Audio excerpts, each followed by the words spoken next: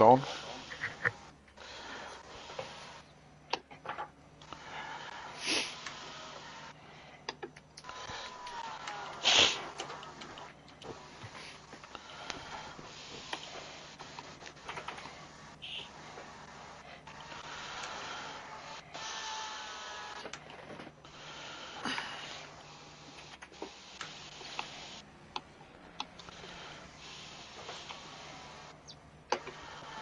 Okay, fucking turn.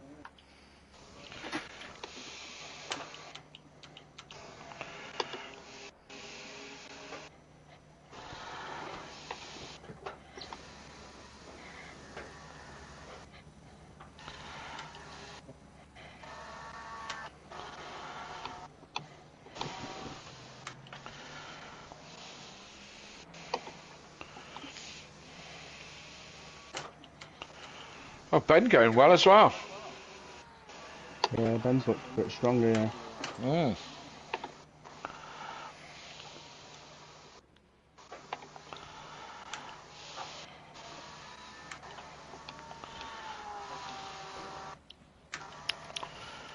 I felt like shit all week.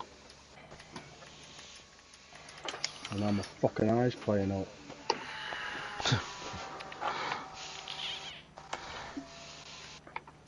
My right eye's sticking. You know, like Do you you got remember? like sleep or anything in it.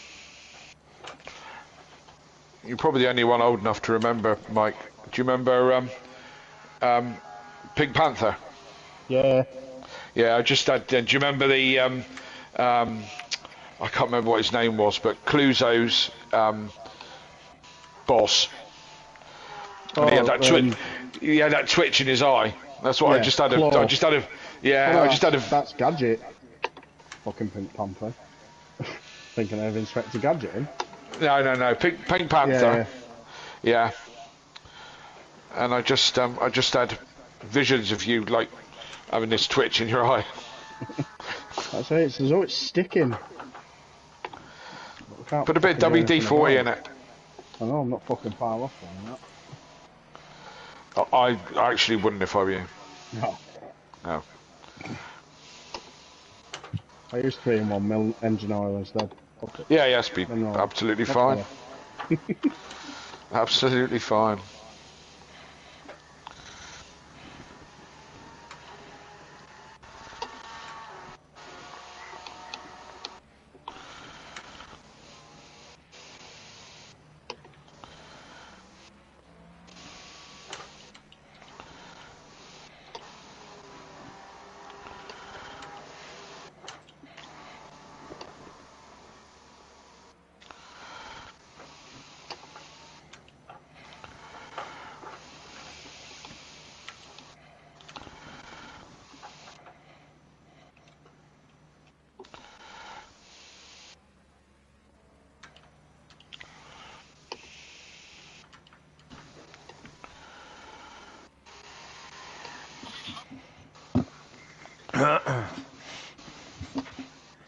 Fuck. That's annoying me.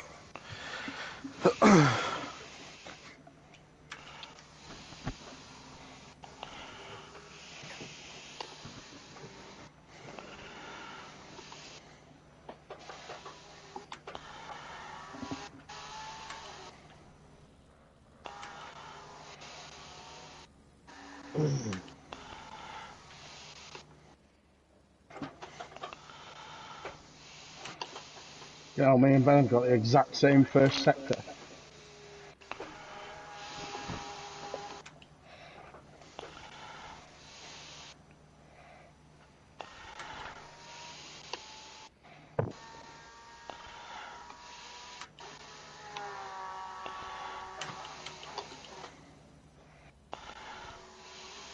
Could be an interesting night tonight.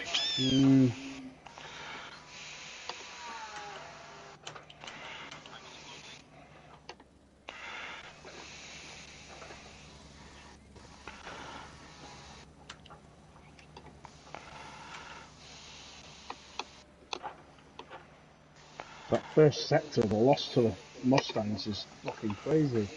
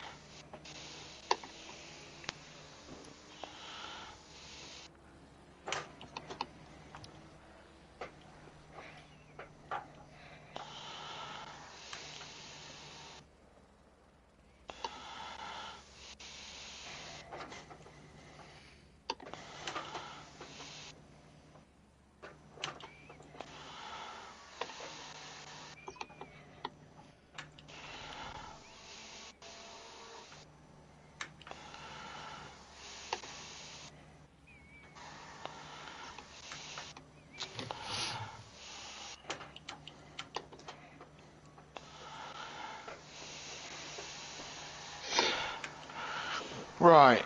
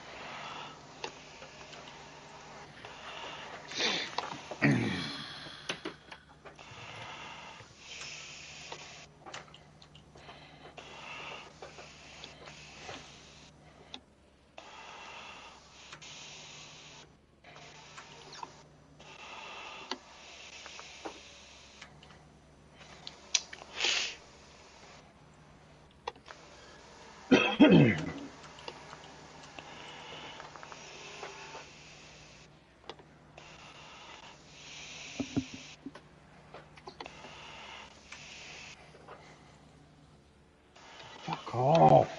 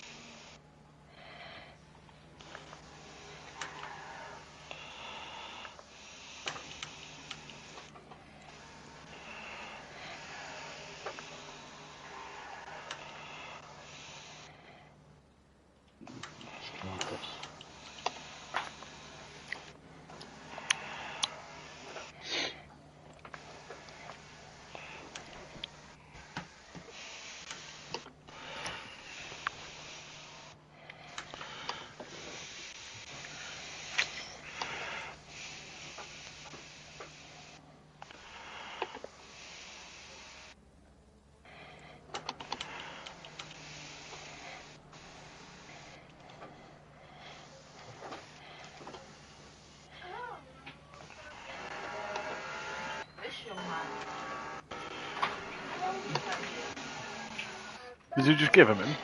You get any cold and flu as well? No. Did you get it yourself? Why? That's ridiculous. Did you manage to get any cough stuff for yourself?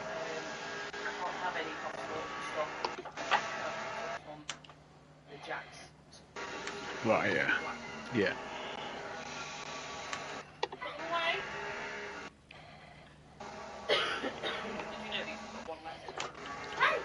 I didn't.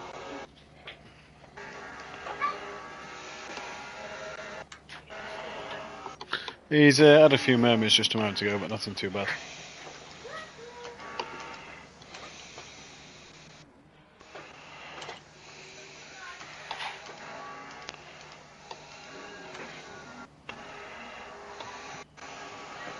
Stick kettle on, I'll come and do one in a minute.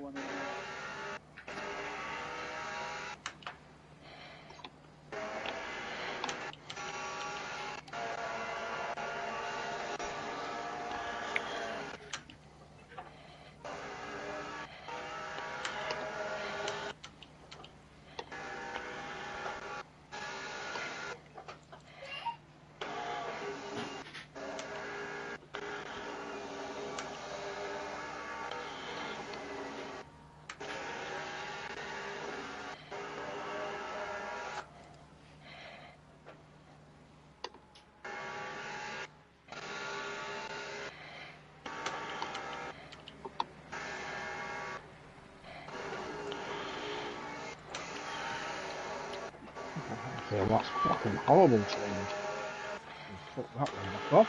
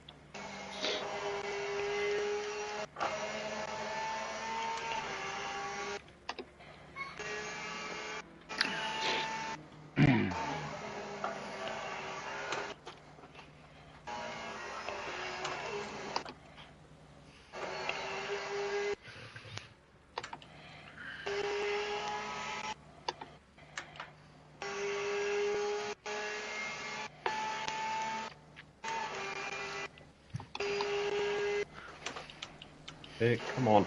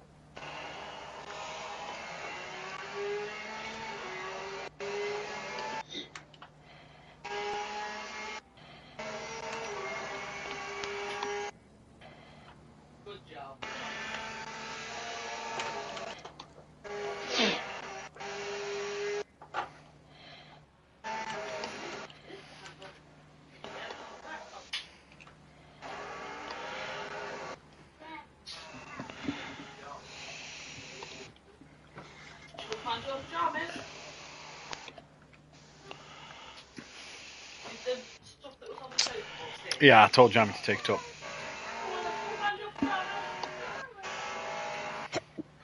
How do I change camera views? Your keyboard.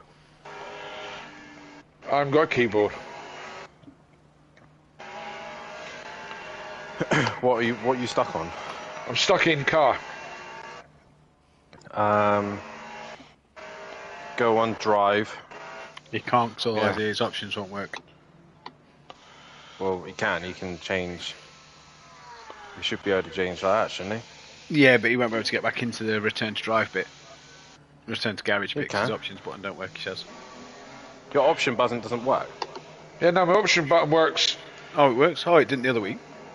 Oh, yeah, no, that was on the pad. This is on the wheel. Oh, right, okay. Then, yeah, good to drive. Yeah, and then change from there. Yeah, I think it's R1. Should tell you top right screen. Yeah. So then I go options, return to garage. yeah, that's it. Right, boys. I'm gonna go and join Ben. I'll Right on, mate. catch you Yeah, I'm later. gonna jump out as well. Have a good one. Later. See you See ya. later.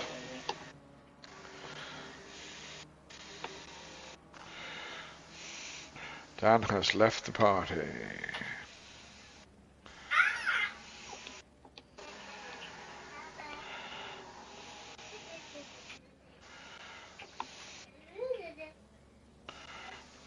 See you, Daz.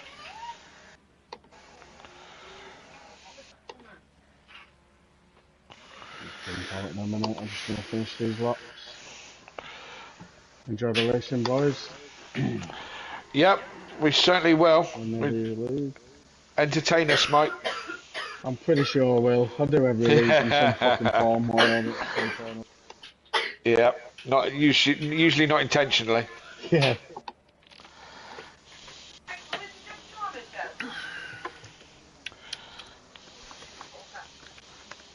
Alright, can anybody hear me? Yeah. Yep, that's sorted and plugged in then.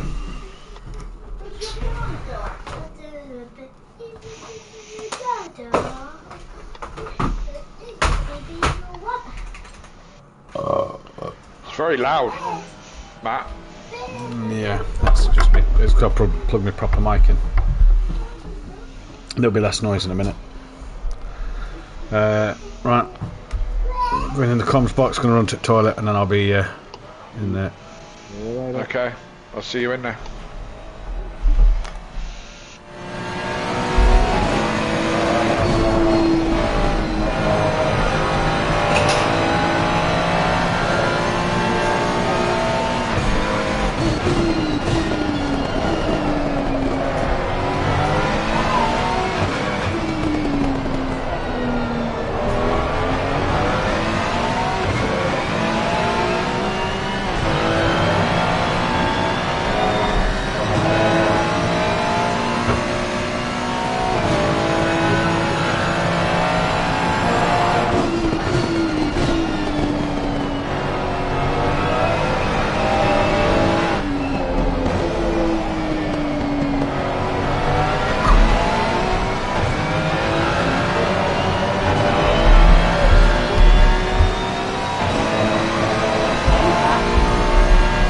Yeah, leave that until Matt. Matt needs that.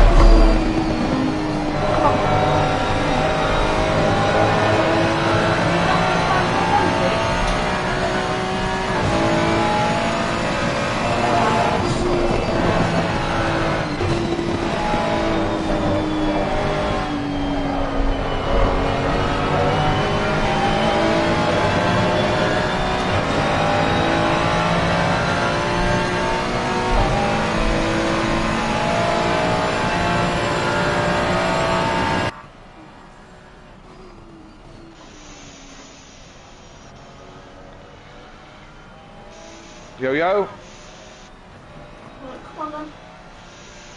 Put this on. Put this on. Come on. You can keep your hat on if you like. Jump up then. Stand up.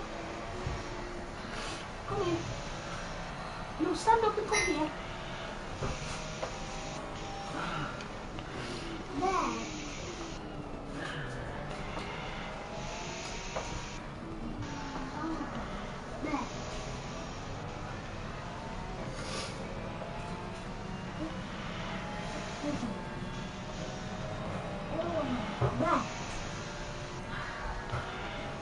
Woo! Woo! Woo!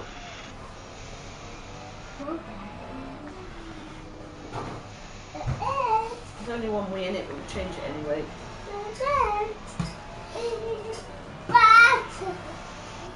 No.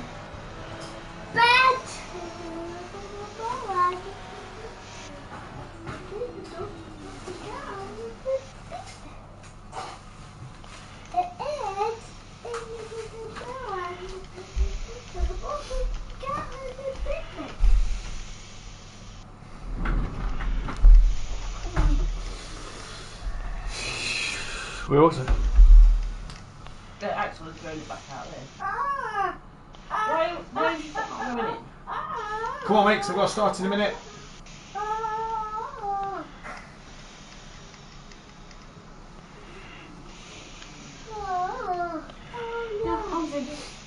we'll take him through then.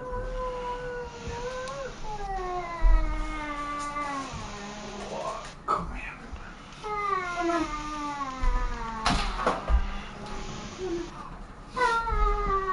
Let's see what's going on here.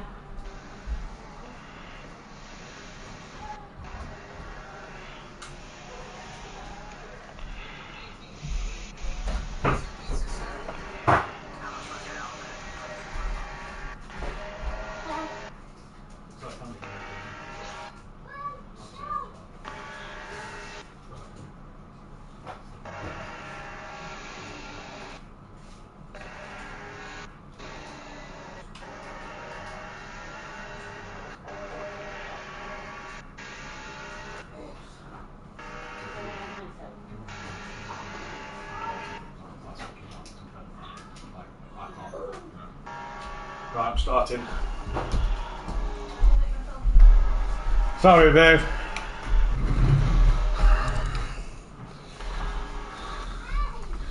Why am I on board somebody's dashboard? Your telly seems a bit louder than normal, Kelly. Does it? Yeah, I can just hit engines, that's all. Okay, I can turn it down, no problem. So let me turn my... How's that? Yeah, that's better, mate.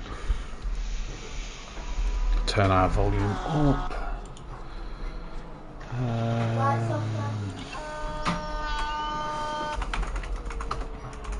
Yes, please, Jam. Quickly, mate, 'cause I'm starting, so hurry up.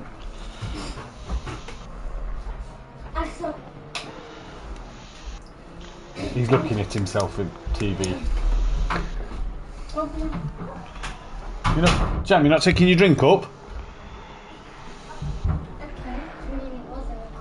Yeah, I know, but I don't want you coming up and downstairs while I'm on comms. You'll be going to bed soon, so pick it up. Alright, make sure you bring it down when it's done. I've still got an hour. Yeah, I know. Love you. Right, okay, 5, 4. Good evening, ladies and gentlemen, and welcome back to Play Motorsport for the Pro Series. It's the final race of the week, and it is Pro time. 19 drivers on the grid. We are expecting 20 for race 2. That will be Ian McGowan in for race 2. He misses race 1, sadly, tonight. Not able to be... He's not home in time, I believe, to take part in this first one. So he'll be back in for the second race. But what a race it's pans out to be at the moment. Top 10 separated by 0.8 of a second. It's really close out there, and it's once again the Ford Mustangs that is not... I wouldn't say they're dominating the way. They're nicely spread throughout the field in this one tonight. Matthew Duffin joined in the box once again by Kelly Davis. Kelly, good evening. Welcome to the box tonight here at Silverstone, the home of British Motorsport. What are we expecting tonight? Yeah, absolutely. I think we're in for a good night tonight, Matt. Not that we're not in for a good night every night, because the action this year has been absolutely, or this season has been absolutely fantastic. But the Mustangs have had it a bit their own way mostly. I think they've got a challenge on their hand tonight. The consensus is they're not going to have it all their own way. That's the general thought at the moment, and I think, Kelly, it's again the two men that have taken the fight. One man certainly in Kieran O'Reilly has taken the fight to the Ford. The other man that's looked like he's been the next one in line after O'Reilly, I think is fair to say, is Dan, and Dan looks fairly in the mix tonight. Yeah, he does, absolutely, and he's had a bit of a shocker of a start to this season, and he's struggling with the Porsche a little bit. Apparently the Porsche is not the easiest thing in the world to drive, and he's been wringing the neck of it, but he's had a bit of a hard time this season so far, so I'm sure he's hoping that his season will start tonight, and we know he's good round British tracks. We do indeed. I think it's fair to say that the championship standing does kind of reflect the way it's been. Maybe not if you're O'Reilly. I think O'Reilly's had better performances than what his championship standings say. But that is Silthoo leads the way, 39 points clear of Hupert, with Tardock third, Overtaker fourth. That's pretty fair. That's kind of been the general consensus of the way this season's gone.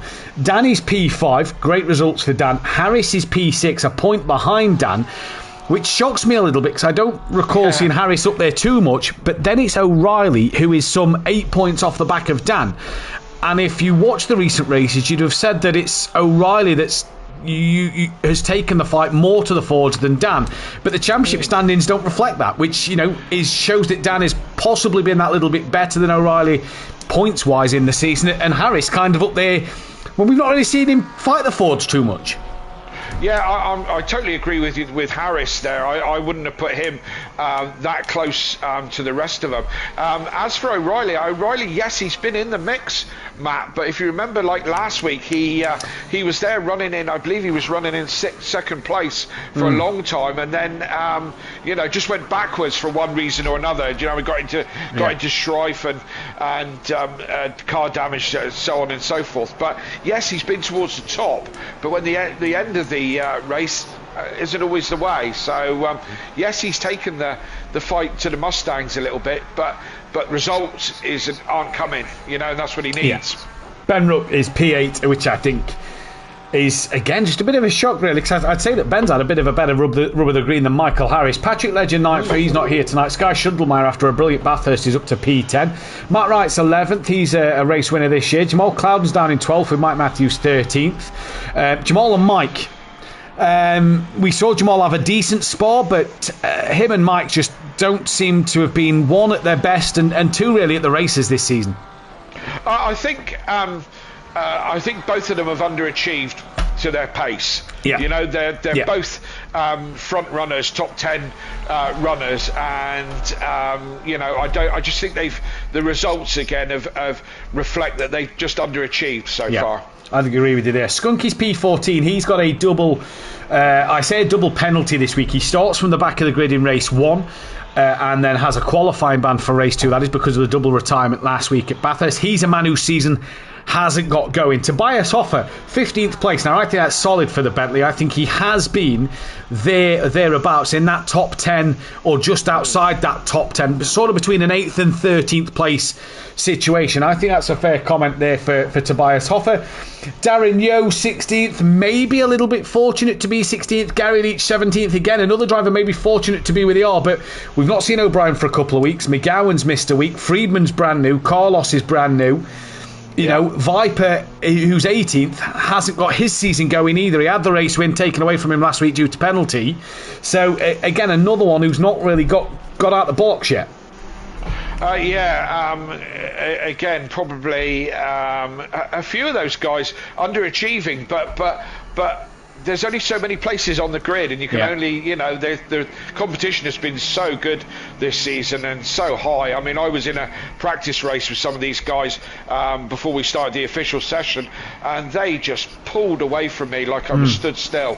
The quality of the drivers is so high that the likes of Gary Leach, who is I've got all the time in the world for Gary, raced him. He's a Simplay veteran and a double champion, and not for no reason. He's a fantastic driver, but such is the standard, Matt, that it's difficult, very difficult. Hugely so. Then we've got Ethan Coe, we've not seen for a while. Joe Bates, obviously, as we know, he's going through a change of house at the moment, so he'll hopefully be back next week. I believe he was having carpet laid or carpet delivered today, so that'll hopefully mean that he'll be back with his rig out at his new house next week. And then we've not seen Dan Yako, Richie Michelle. Dennis Newman makes his first race start tonight. Ethan Collin, Cruis and Ellie Pocket. In terms of that team's championship, MSA running away with it. 165 points clear of Team Audio Sport, and that is dominant at the minute, and rightly so. They've been dominant. Team Audio Sport second with Ben and Dan. Great results from the pair of them too. They've done, Dan here or there, Ben solid at the moment. Greasy Bandits comes next, and you've had an overtaker that's been really good and a Jamal Clouden that's been average, I'd say, at best at the moment. Simplay Racing, O'Reilly, a bit similar to Dan, a bit hit and miss, maybe a bit more miss than what Dan has been this season, but he's really carried that Simplay Racing team at the moment. Mike just failing to find what pace he has. Team FBR, they've lost Richard Beasley, so Michael Harris down to a solo driver. Quantum Motorsport, no Fraser O'Brien, so Matt Wright, P6 at the moment. Old School Racers of Viper and Skunky, they've got to get going. They really need to get going. Team SBR are Gary and Daz, P8. Scuderia Tempestra, Sky and Ethan Coe, P9. Effect Motorsport of Tobias Hoffer, Dennis Newman, P10, and Red Run Racing Fiore, aka Joseph Bates, P11. That is all the championship standings. We've got Tracy in the chat. Good evening to you. Lexi, aka Alexa Marshall, in the chat. Will Friedman, Audio Sport, our sponsor, in there as well. Gary Clauble, Rob Smith, Ian Best, PN Motorsport. Chris is in there as well as Dean Wasocki. And I'm just reading Chris's latest comment here, Kelly. Surprised with Viper, he was first in other leagues, shows that this is a higher calibre of driver. And that is pretty much, Kelly, nail on head. Absolutely, but stuff happens as well, doesn't it? Yes. Yes, Viper and Skunky are having a bit of an horrendous season, and sometimes not of any fault of their own. And you remember last week we had a massive crash at the top of the mountain at Bathurst, and many drivers were taken out, and you get in that. That midfield, starting in that midfield, is always treacherous, and one thing and another. Next thing you know, you've had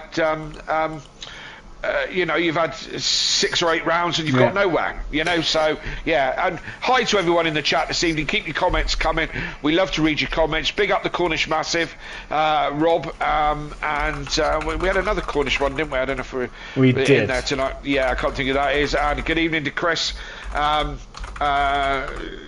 Being that he is the Team Audio Sport Massive. Yes, so we're lining up on the grid, Matt. It's the reverse grid, and now the reverse grid has thrown up some interesting fights, hasn't it? It's an interesting first lap incidents as well. So interesting fights, interesting incidents, interesting discussions last week off air. Was rumoured that it could be scrapped when it's always been a Simplay thing, hasn't it, Kelly, to do that reverse grid, and obviously ACC gives us the platform to fully reverse the grid, unlike other games, e.g. Project Cars that we used to race on.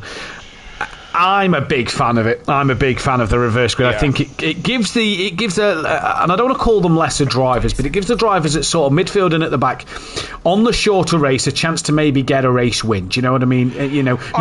You being one of them when you was in pro, Kelly, can obviously say a bit more than myself, for example. But it gives you that chance, doesn't it, of a race win. We've seen with the likes of Smithy in the past in Project Cars 2, he got a race win on a reverse grid. It just helps that driver a little bit. Absolutely, and do you know, for me, it's all about the show. To be honest, what we're bringing to you guys back there, out there watching us, it's about the show. And reverse grid makes for a good show, and as much as some of the drivers don't want to get caught up in incidents, it's interesting for us. For instance to happen, and for it to be mixed up, to bring the drama. That's what we're looking for, exciting racing, and sometimes that's at the expense of some of the quick runners, but that's the way it goes. Yeah, and this is it, isn't it? You get the rub of the green. Now, it's an interesting grid at the moment because we've got Carlos and Friedman by the front, obviously new to last week, was at the back for their first race last week. They now are starting towards the front because of their championship standings, Kelly. Obviously, only 1 week of points under the belt. Excuse me, they now start towards the front.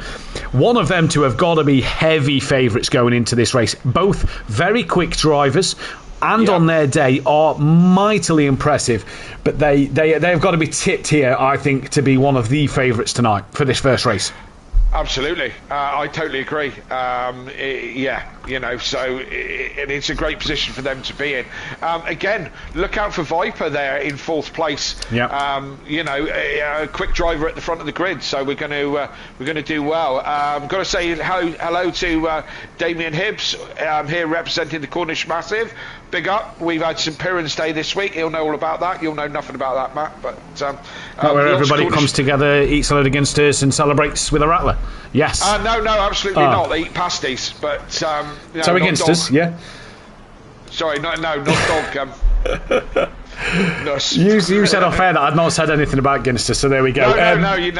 So we got an hour and a quarter in before you mentioned Ginster. So let's run through the grid order for tonight's race. It's Gary Clarbel it's not Gary Clarbel. Apologies, that says Gary Clarbel. It's Dennis Newman from Carlos with Will Friedman from Viper P3 and 4. The third row of the grid will be Darren Yeo and Tobias Hoffer. Darren Yeo, new set of pedals, so let's see what he can do with them tonight. His old ones just misbehaving a little bit and broke on him the other day. Mike Matthews from Jamal Clouden will be the next row. That's an exciting row, both underachieving. That'll be interesting to see what they can do from 7th and 8th. 9th and 10th will be Matt Wright and Sky Schundelmeyer. Driver of the day last week, Sky Schundelmeyer was really on a good bit of form. Bren Rook will be alongside O'Reilly for 11th and 12th place on the grid. That's going to be an interesting one as well. P13 for Michael Harris, and Dan Davis will be following the Honda from the start line then. P15 and 16 will be Overtaker and Tardock before a all Mustang pretty much rear of the grid of Silth and Hoopert and then Silth, and then at the back on his own, because there is no McGowan in this first race, will be Skunky on his own at the back of the grid. Then that is your grid order for Silverstone, week 6, round number 9 of the championship, and this is going to be an interesting round number 9 and 10 tonight. It's going to be brilliant. Yeah, I'm looking forward to this, and to be honest, the way that the whole season's been, every week I'm looking forward to. I think we're going to have some great racing on our hands. I'm sitting on board. I did this last week and was trying to actually drive the car that I was in, but I've done it again. I'm sat on board at the moment in Tardock's car with a watching brief. I'm going to watch this one from the back. Yeah, we're going to keep an eye on this one at the front with the heli camera. Evening best. Duffin keeping the reverse grid. I hope so. Yeah. Ian, I think it's a brilliant thing. Chris likes the reverse grid. Alexa Marshall, a possible race win. Did you see my lap one on Tuesday? Sadly, no, but I did see 2 GT4 cars on their roof on Tuesday evening. I thought was interesting to watch. I saw one in the Discord after. That was Sky Schundelmeyer who was on his roof. I saw one coming through the link in the international and the national section together, and I sort of said to Pierre in my chat going, I'm sure a car's on its roof. I'm not sure I may have been seeing things. Yes, there was a car on its roof. You don't see that often in ACC. You don't see that often in ACC. I remember the first time we rolled a car. We'll get into that in a moment as we're about to go green here, and it is green and go. It's a drive-through penalty for Darren Yeo. The penalties are working because he's exceeded his limits at the start line here, but it is the Mustang of Dennis Newman who gets away well with Marcus Carlos following behind Will Freeman. Then it's Viper back down to get Darren Yeo. He's side by side with Tobias Hoffer coming into Maggots and Beckett's. Daz just on that outside, now the inside for the second part, manages to get a good job there. Viper's on the grass already here at the start line. Hoffer spins Daz around. Daz gets tapped to the start. Mike Matthews capitalises there. Now it's Schundelmeyer side by side with Tobias Hoffer then as they come down the back order, down the hanger straight. Dan Davis looking to the outside of his teammate teammate as they come towards Stowe. His teammate's got O'Reilly on the inside, and as we can see then, as we drop a little further back, O'Reilly looking now at the inside of Jamal Clouden. So 1 brings 2 for O'Reilly and 2 out of Maggots Beckett's up through Chapel Dun, but it's not finished yet because Clouden now has that inside line coming in towards the club chicane. Hard on the brakes is the Nissan and the Honda. The outside line at club is actually the better line because it gives you the inside for the next part as Dan gets the job done on on Ben. There's a tap with the Mustang in the background, and O'Reilly's now past Clouden, and there is Carlos who's around at the front. It is Carlos who's around. So Dennis Newman leads, Kelly. Carlos just got collected by Tardock. Tardock just clipped across him as he went through. The ones at the back not making any real progress in this first lap. They were just all bunched up. Dan, Ben, Tardock, Hooper, all struggling, and Skunky as well. None of them going forward and making big position changes at the moment. Still all towards the rear.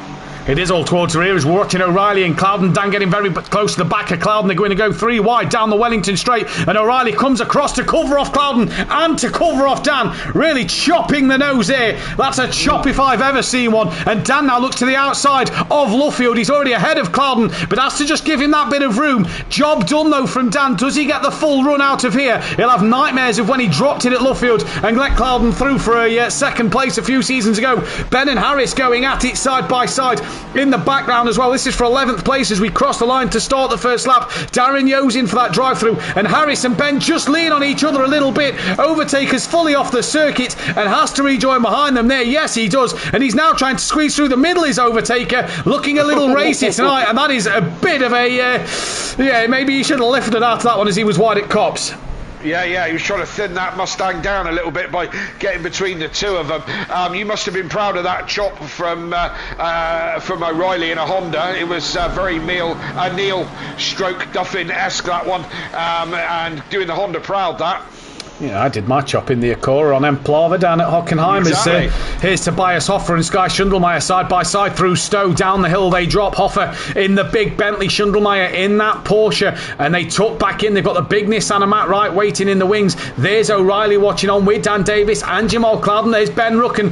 That is Harris side by side, and Harris around the outside of Ben through club. That's a ballsy move, and he's got it done off the circuit a little bit there, so we may have to give that one back. Overtaker watching on as well, as Overtaker now goes up the inside of Ben. Did they lean on each other a little bit? Clouden's on the grass. Ben's now got 2 wheels on the grass, as Overtaker's going to go right around the outside of Ben. Ben could be swallowed up here, as could Jamal, as Ben tries to turn in. There's Jamal Clouden. Clouden's also going to lose out to 2 Mustangs now, it would seem, and Ben's still trying to come back at Overtaker. Through the link they go, and Ben back up the inside. This is almighty stuff. Out front though, Newman and Mike Matthews putting the pressure on Newman.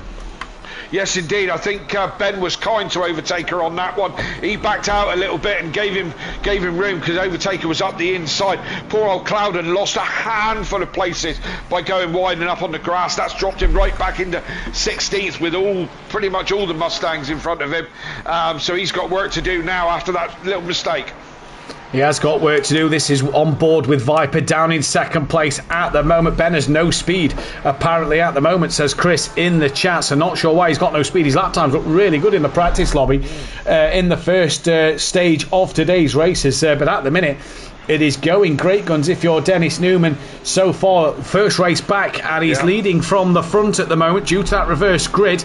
Mike's on the back of Viper. We drop back down to Schundelmeyer and Hoffer, and I tell you what, behind that Bentley in 5th place there is a gaggle of cars, none other than Godzilla itself, Matt Wright, who gets the Honda right on the back of him at the wrong moments because that Nissan is just mighty in the straight. And also, we said about Harris, how is he above Riley and just behind Dan? Well, he's now fighting them hard on circuit, and I think this is the best showing we've seen from Harris at the moment in terms of on-track action. Yeah, he certainly made up the gap. There was quite a gap from himself to Dan half a lap ago, and he's really made that up.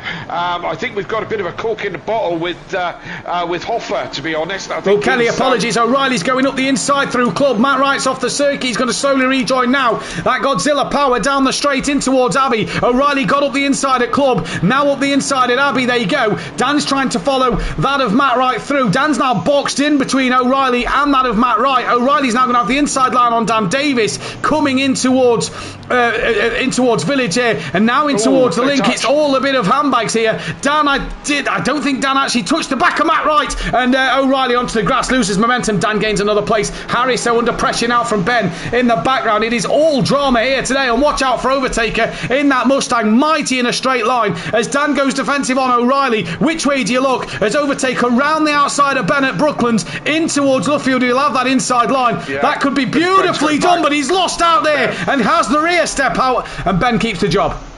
Absolutely, this is quite a gaggle of cars, and I couldn't quite tell if the GTR Ben's in the pit. Oh wow, they're all in. So's Overtaker. So's Harris, so's Taker, so is, I believe, Skunky as well. They're all coming in, as is Viper and Mike Matthews, freeing Newman and Will Friedman up. Tobias Hoffer stays out as well. So a lot of cars, Kelly, already straight away choosing to pit. Absolutely, trying to get it over and done with, or get themselves out of a battle, maybe. When they went through the complex, or village, I think it is, that GTR back end was all over the place, and they were all bunched in there. Daniel's now up on the back of the GTR and giving Matt Wright some pressure down the straight, but.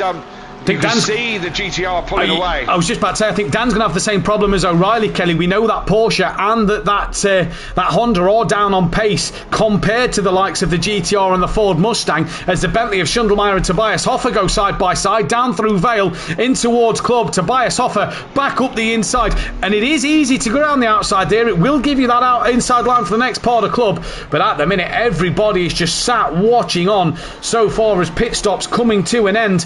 And Viper done, Mike done, Harris done, Ben done, Overtaker done. Overtaker's had a long stop. He's lost out a lot of time there. Skunky's also coming out the pits. But Taker there, if you look at where Ben is on the track to where Overtaker is, he's lost an almighty amount of time. Yeah, of course. They have the option to change or not to change tyres. So they can take that, and it saved them 5 seconds. O'Reilly's going up the inside of Dan. He's got the inside line as they come out onto the Wellington straight, is it? The back straight? No, hang on. Wellington, Yeah, and I think O'Reilly's got Dan. Yeah, he's got Dan covered. He's got the inside line as they come in to the next set of corners.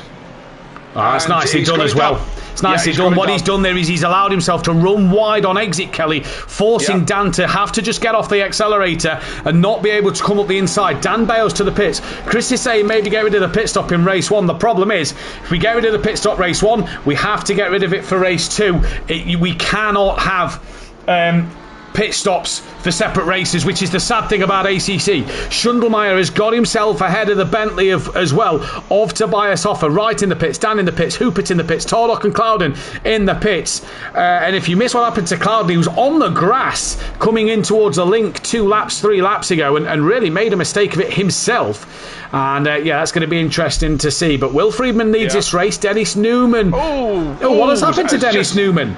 He's having a fight with Silth now, and they've just gone door to door. I don't think Silth's very happy. Looks like Newman came across. They rubbed doors, and I think Newman's just starting to struggle a little bit. Yeah, it looks he's off circuit. Looks that way at the moment. So Newman's dropped down the order to P5. We've got a spinner. We've got a spinner. That's Sky and Bentley. That's Sky and Bentley and the Bentley of Tobias Hoffer. So them two's now at a moment. That's released, Kelly, and quite luckily released Kieran O'Reilly. That could be beneficial for him. Absolutely. So, who's looking good here? Friedman is right out in front with 7 seconds or 8 seconds over the next car. And that hasn't updated yet. So it hasn't updated yet, but when it does update, Kelly, the interesting thing is Harris has jumped Dan in the pits by a comfortable margin, I'd say, at the minute. There you go, as Dan comes through the sector, 1 second. Yes, indeed. So Harris with a cracking good stop. Maybe this is why he's up the order. He's just quietly going about his business, Matt. We just keep missing it, obviously, as Dennis Newman still defending from Silth. We can't watch everything as Mike Matthews is now attacking the back of that of Viper. Ben is on the back of Dan and he's jumped Matt Wright. So Dan and Ben have jumped Matt Wright in the pits. Overtaker's behind Hoopert at the moment. Clouden is dead last, but you feel Darren Yo's possibly going to be there because of that drive-through penalty he had. Halfway through the race, Friedman leads from O'Reilly. They've stayed out. Newman and Silth have stayed out. Sky stayed out. Carlos has stayed out. Tobias Hoffer into the pits. What will Darren Yo do? Is his decision now to go long, excuse me. Yes, it is. So we now wait for Mike Matthews and that of Viper to come through. They're not in that fight with Hoffa. After Hoffa and Sky have had that moment together, you'd imagine they're going to lose out to Harris, to Dan, to Ben, to Matt Wright, maybe even Hooper, Overtaker and Tordok, possibly even Skunky and Clouden. We will see, maybe not as much as that, but certainly the handful of cars are going to get past them after that. You've got no time for a spin in this format. Only 4 minutes left of the pit window, so these guys are going to have to think about it. Kelly, just looking at Tordok here, he has hit something hard. Pit entry can be a nuisance coming in. I'm wondering if Tordok's hit the pit entry coming around, because that bonnet slightly lifted on that Ford Mustang. Yeah. Yes, indeed it is. It's flapping all over the place. So, maybe he's had an incident, something we haven't seen. As I just said, we can't watch everything, so we have to do our very best. Hoffa just comes out of the pits in 8th position, and...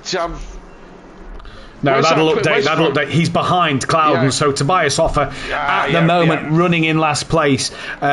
As it stands before everybody else dives into the pit lane, but he is, as they go through the sector times, now behind Jamal Clouden, as Sylph now is on the back of Sky Schundelmeyer. So Schundelmeyer's actually got ahead of Sylph at some point this lap. So at the minute, Sky doing a decent bit of business, but Will Friedman, by the way, he's in. O'Reilly's deciding to box. These guys could go one extra lap if they really wanted to. Newman's going to. Sky's in. Sil stays out. Carlos stays out. Darren Yo's a little bit away from the pits.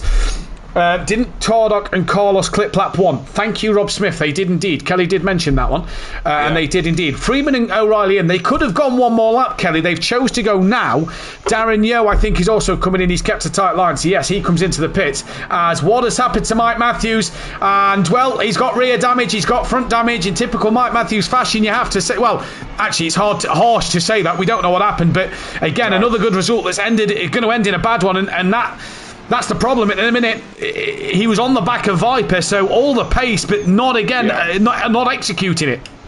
Viper's now coming through down the start-finish straight. He's not got a scratch on his car, Kelly. No, and where's O'Reilly's now moving. Where's Viper? I was trying to see where Viper's going to come out. Viper's come out behind. Well, Viper was next second. O'Reilly was in the fight with Dan and Harris, and O'Reilly's came out behind Ben.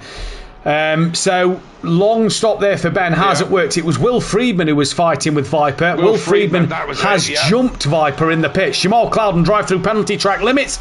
That'll put to bed his race pretty much in this one.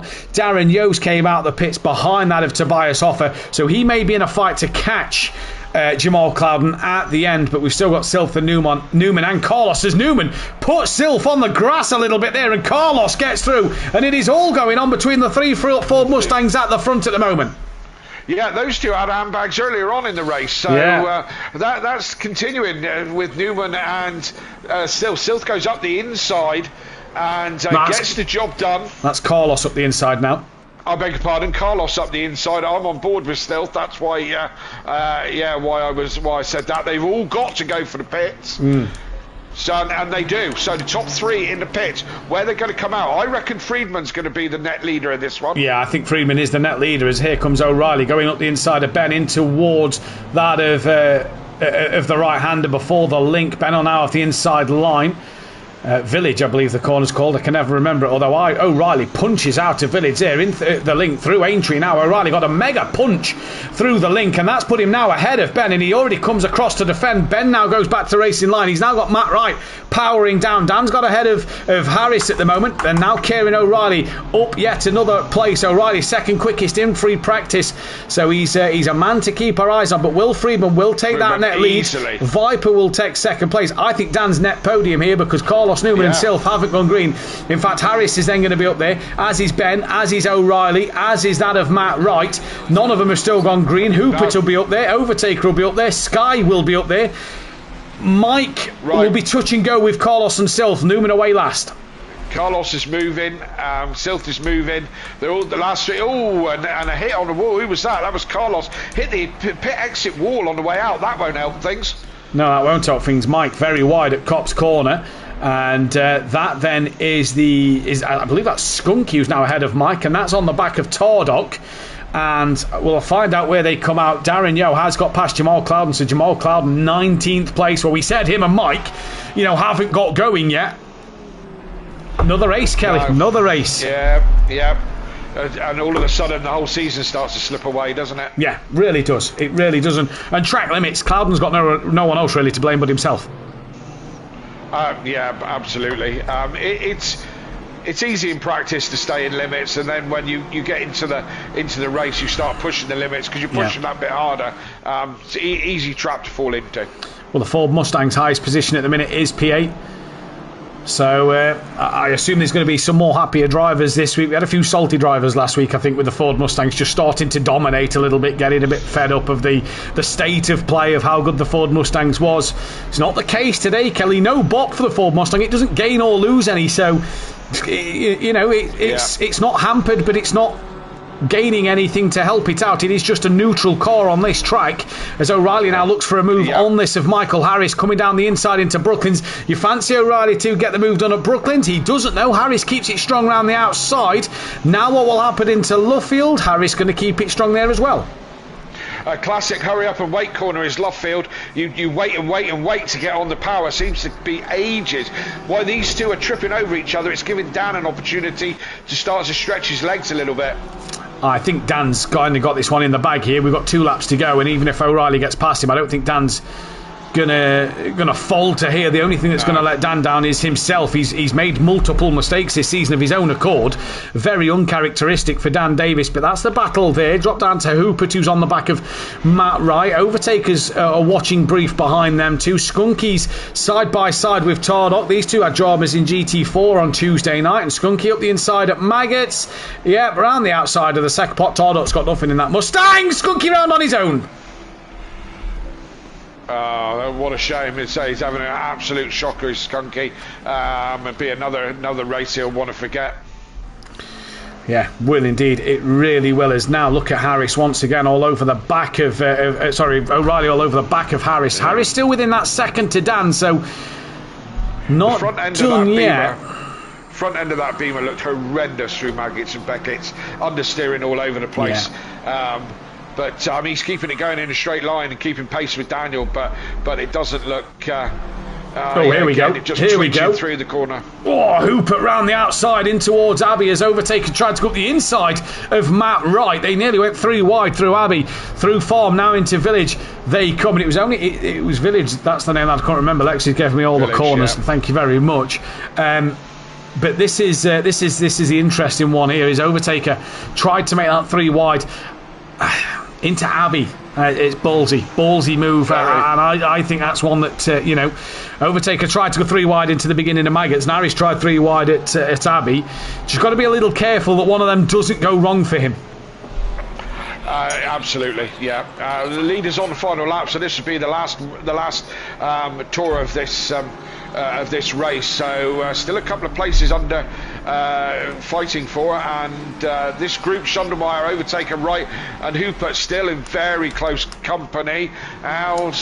O'Reilly's still close to the back of Harris, but not having enough to be able to overtake him. So I think, Kelly, correct me if you think I'm wrong here, but just feels like O'Reilly's, and he did this earlier with Matt. Right, yeah, there we go. Dan Davis, and it is once again his own error that has cost him now 1, 2, 3 places. Yeah. What I was going to say though, Kelly, O'Reilly is catching these cars. He did it with Matt Wright in the wrong places. The BMW and Nissan can then just use that straight line to just put a bit of daylight between them and hold that line.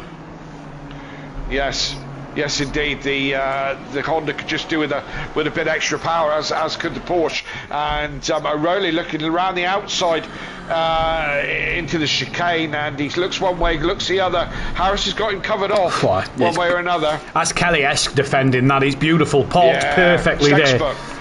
there. Textbook. Just like to point out, by the way, that Silverstone's grass has never looked so good thanks to Dan Davis, not in a Honda. Before we get some Honda lawnmower jokes going off in the chat. Would you? I don't know. I tell you what, though, Kelly, right at the death here, Ben Rook, he's pulled himself right into contention with these two.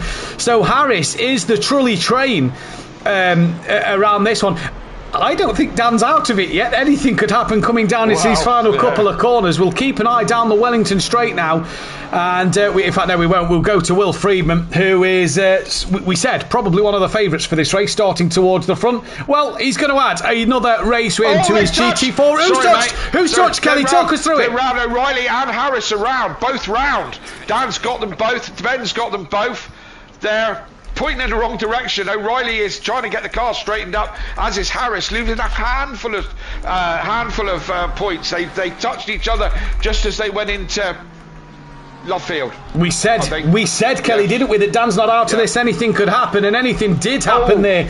That's allowed Hupert. So Viper finished P2. Ben gets P3. Dan then finishes P4. Hupert will go up to P5. Overtaker fortunate maybe to be in P6. In fact, both Mustangs fortunate to be where they are. Sky Schundelmeyer will then get 7th place out of that one. Carlos P8. So where did I'm just trying to input the results here. That's why I'm sort of taking my time as I go through. But I'm now wanting to see where O'Reilly. Matt Wright gets 9th. So right, okay, so they are really finishing down the order here. Matt Wright 9th. Harris then gets 10th, so he dropped down quite a bit. O'Reilly P11. So again, another race where he's tumbled down the order at the very end. Sylph with a 12th place from Tardock 13th. Sorry, Kelly, go on. I was going to say, what a gift for Team Audio Sport, wasn't it? It must have been, Cornish-based team, and that was a St. Piran's Day gift, that was. 3rd and 4th, lovely very much, thank you. Yeah. Mike, sorry, got Damien in the chat on YouTube saying, Matt and Kelly, now you can breathe. Yeah, what a race, all action, all the way. And it's been like that all season. Yeah, we've said, haven't we, that we've not been able to have a breather, Kelly, have we, this season? Because it has just been all go and all drama in this race. Darren Yeo, 18th place. Jamal Clouden, 19th. We are going to be right back after a 10-minute breather for me and Kelly. We can go and get a drink and a quick toilet break. We suggest you do the same, and we'll see you in a moment. Quick toilet break. We suggest you do the same, and we'll see you in a moment. So Harris jumps Dan. Dan passes Harris. Dan bowls it himself again. And then what happened with O'Reilly and Harris? Well, I think O'Reilly. I was on with Ben. I think O'Reilly went down the inside and they came together. That Harris is very, very defensive. Very he pushed Sylph off in a straight line earlier in the race. I mean, I only saw it from Sylph's car, but Harris came across when they were going down the Wellington Straight, and I thought Harris has been very pushy all race, and I wouldn't be surprised if he kind of tried to defend from O'Reilly, and that's why they came together. Yeah. Just seen in the chat there, by the way, as well. Hang on. O'Reilly, bravo. Newman, what the fuck is your problem? So sorry, mate. Fuck up what should have been a good race. That was poor by me. I turned in too early and caught the inside curb, went on 2 wheels. I think that's how Carlos ended up round then. Yeah. Cheers for that, Matt Wright. So sorry, mate. Wasn't intentional at all. So yeah, O'Reilly's taking blame there, it sounds like. That didn't look good from the replay. I feel like shit, man. Leg shaking. Got a cold. This is horrible. Stop whinging, Mike. Just got caught off guard. Lock the rears, mate. I never intended to dive bomb. Dan's replying to an earlier comment. Sorry, weren't trying to be a roadblock. I couldn't turn right with the damage. No problems, mate. Oh, God. Blah, blah, blah, blah, blah. Mike hit the curb at club onto the Hamilton Straight, end of his race. There we go. So Mike did Mike things and Jamal did Jamal things with the sounds of that. Yeah. Right, gonna go to the toilet. All right, mate.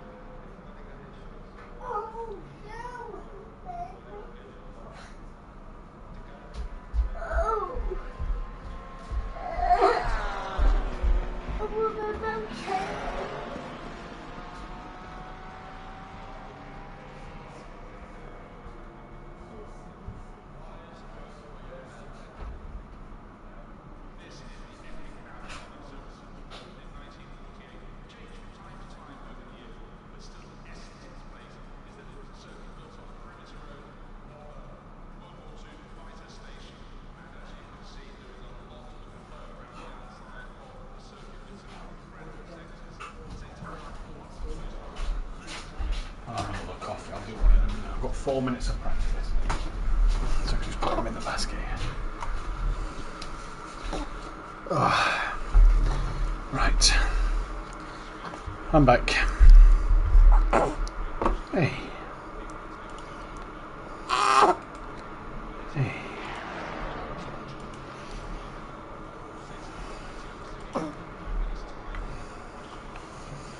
What are you doing? What are you doing? You having a poo?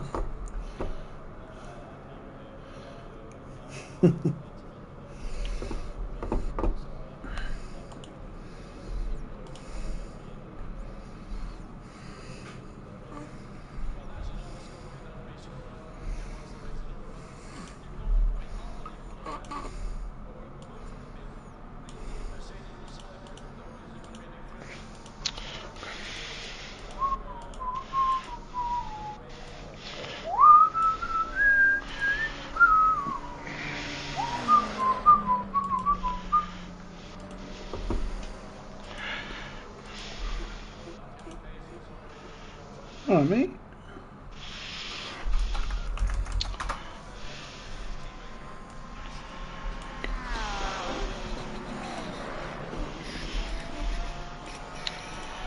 Right.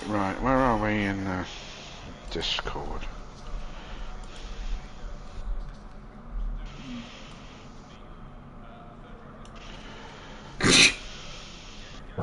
Rob Smith said, everyone I voted for to race win has crashed, so I'm currently taking bids. Pay me to vote for your competition. Where did he put that? In the general chat. ACC general chat. Yeah. Oh, we're trumping. Won't be best to do you on there, ain't you? Yeah. Who won that last race? Was it Will Freeman? Was it? Friedman, yeah. Yeah.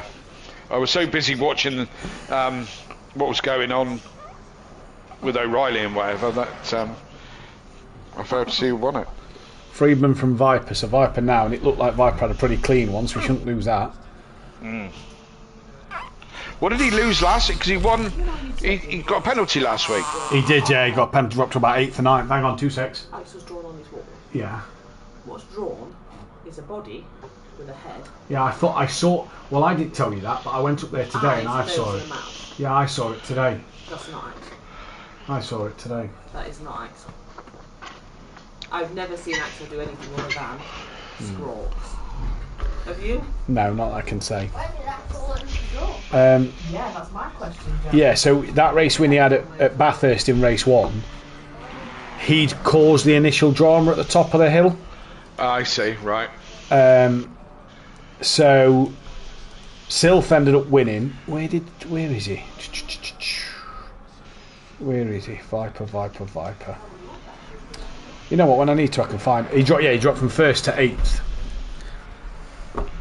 Right. We've got 4 drivers on quali bands. Yes. Who's that? O'Reilly? Night, mate. O'Reilly, Skunky, Hoopert and Viper.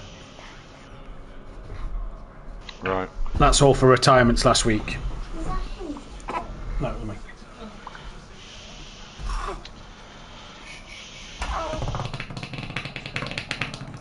Oh, mate, I think your dad's just shit himself. Whew. You're gonna have to be quiet while Daddy does his commentary for qualifying.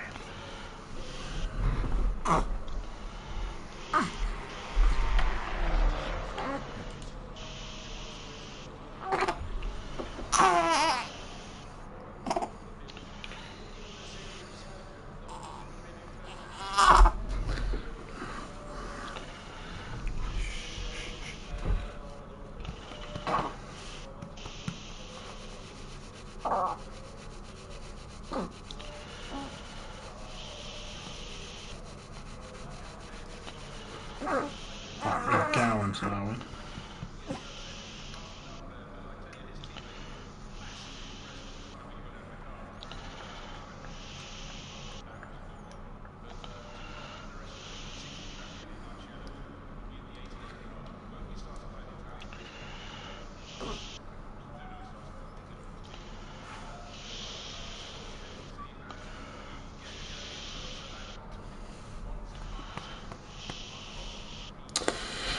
Jamal is really struggling at the moment, isn't he?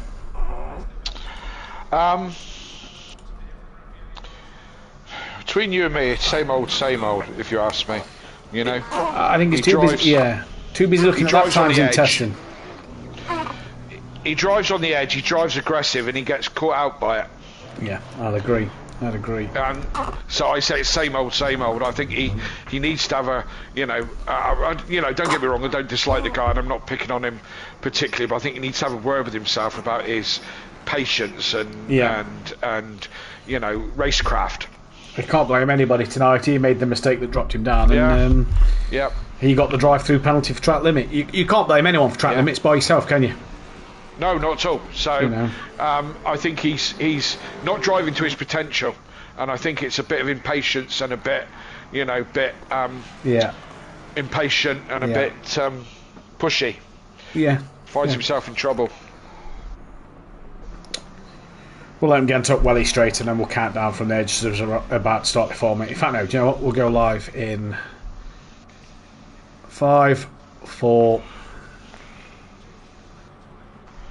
Welcome back then, ladies and gentlemen, to Simplay Motorsport. We are back for the first qualifying of the evening, and it is Sylph who will be the first man to take us out on a lap. If I sound a little quieter, I've had to move away from my mic slightly. I've been put in charge of baby duties while my partner gets the other kids to bed. So we have got the little one sat on our knee at the moment. Yeah.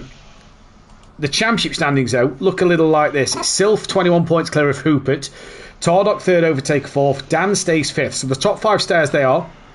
Ben Rook goes from 8th to 6th, with Kieran O'Reilly staying in 7th. Harris drops down to 8th. Sky Schundelmeyer is 9th, with Matt Wright in 10th, Ledger 11th, Clouden 12th,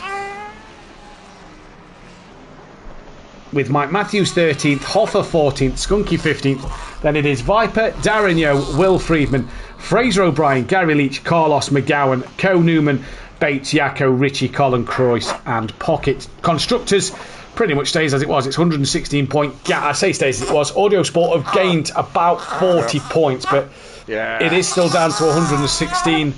As Kelly, I'm going to mute my mic. I'll let you talk us through qualifying. I'll try and pick up who you're on.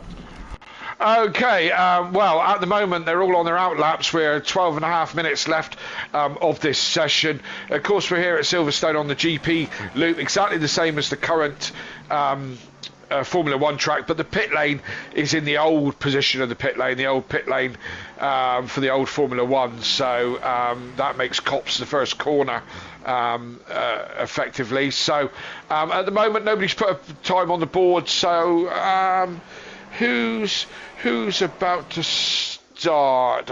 Sith is currently on a flyer.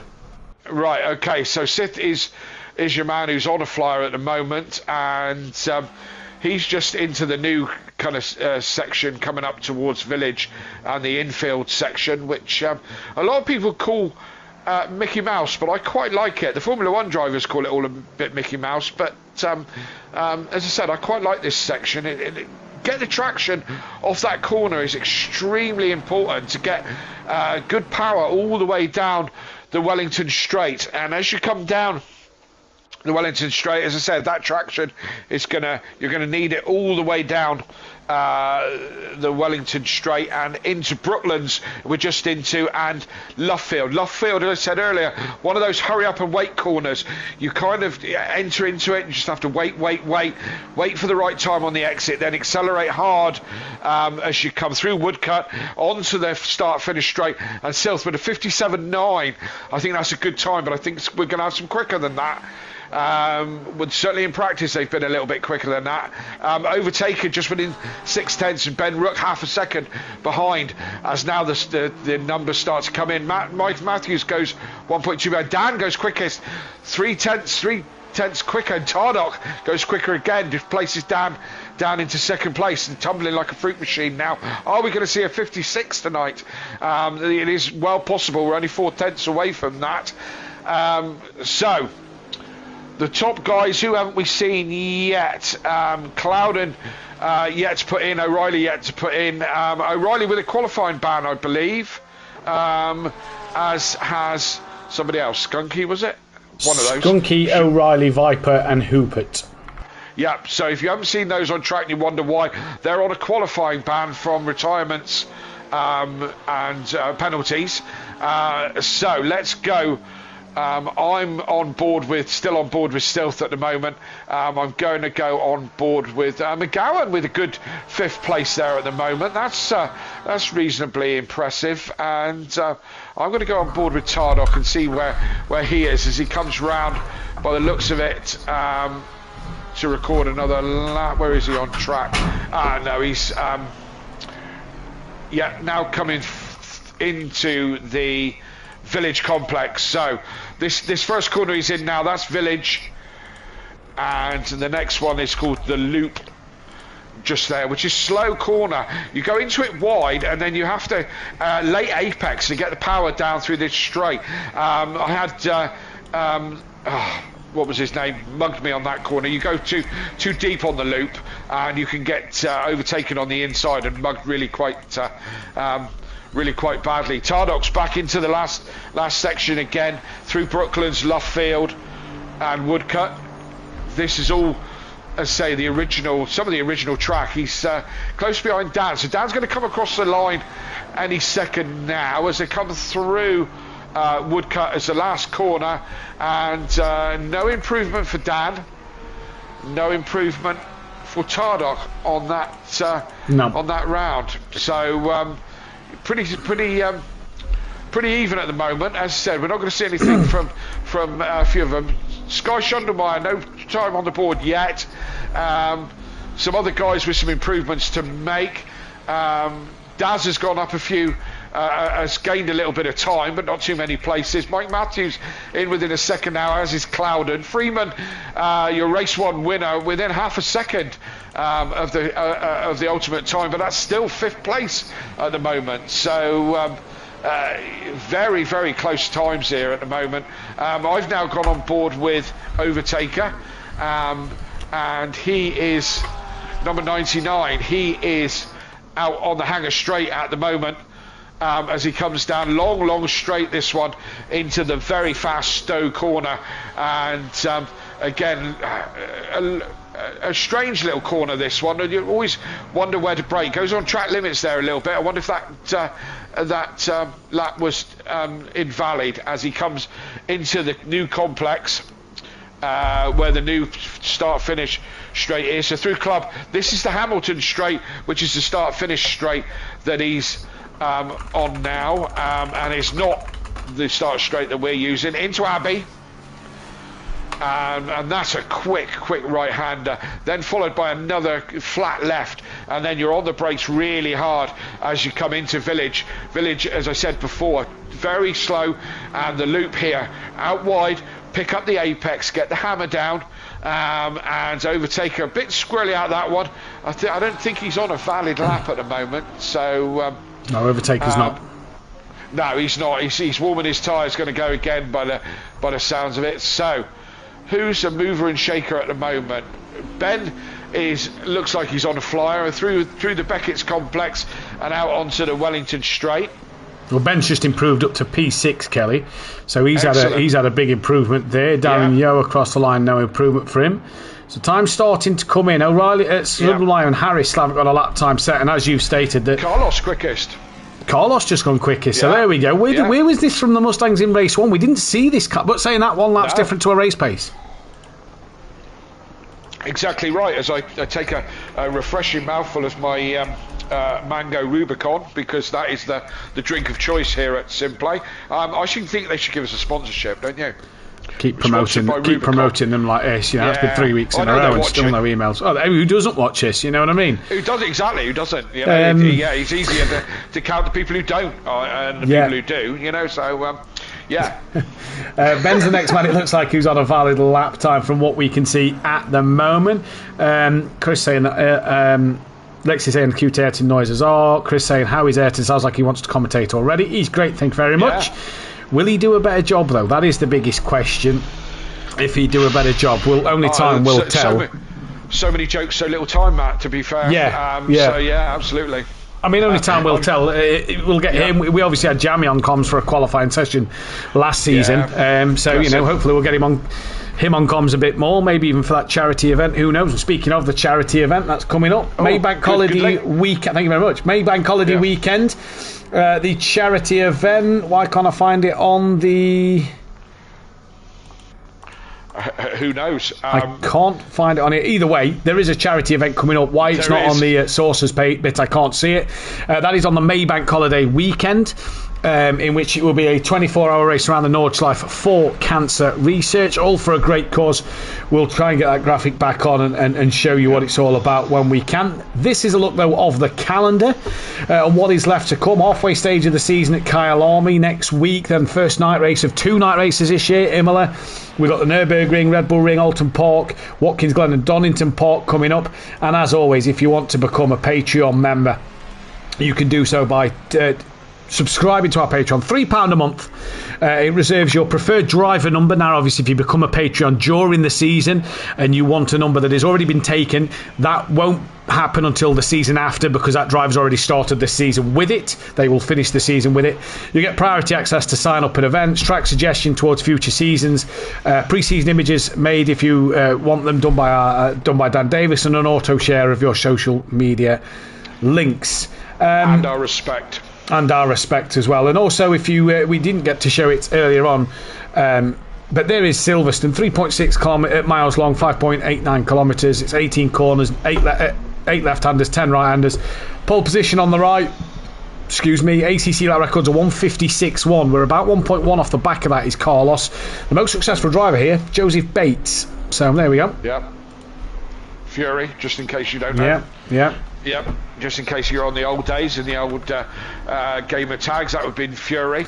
I just want to game of tags. Hey. KLF. Do you know what, I was going through a stream the other day, Kelly, one of the old ones. I was talking to somebody about it, and it was just weird.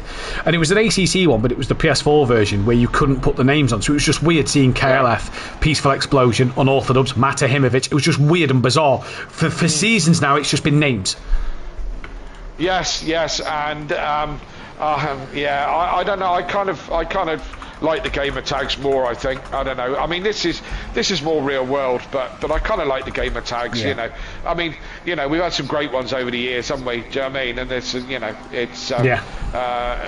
Do we have a no way, mate, or don't know, like don't know, mate? We had don't know, mate. That was it. Yeah, that was an interesting one, and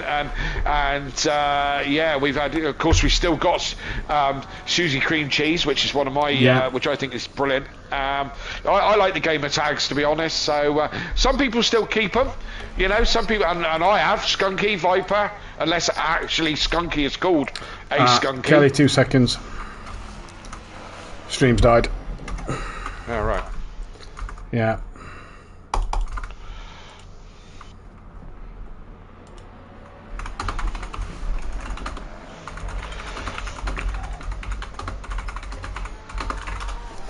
Yeah, for some reason Streamlabs has just decided to die. And it won't let me do anything on my PC. Well, it'll let me change screen, but it won't let me for some reason close Streamlabs. Close window. Come on.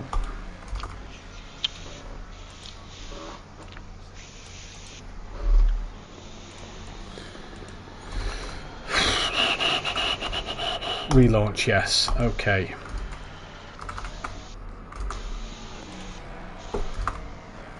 Fucking brilliant. Streamlabs, man. Go live. Just, go live.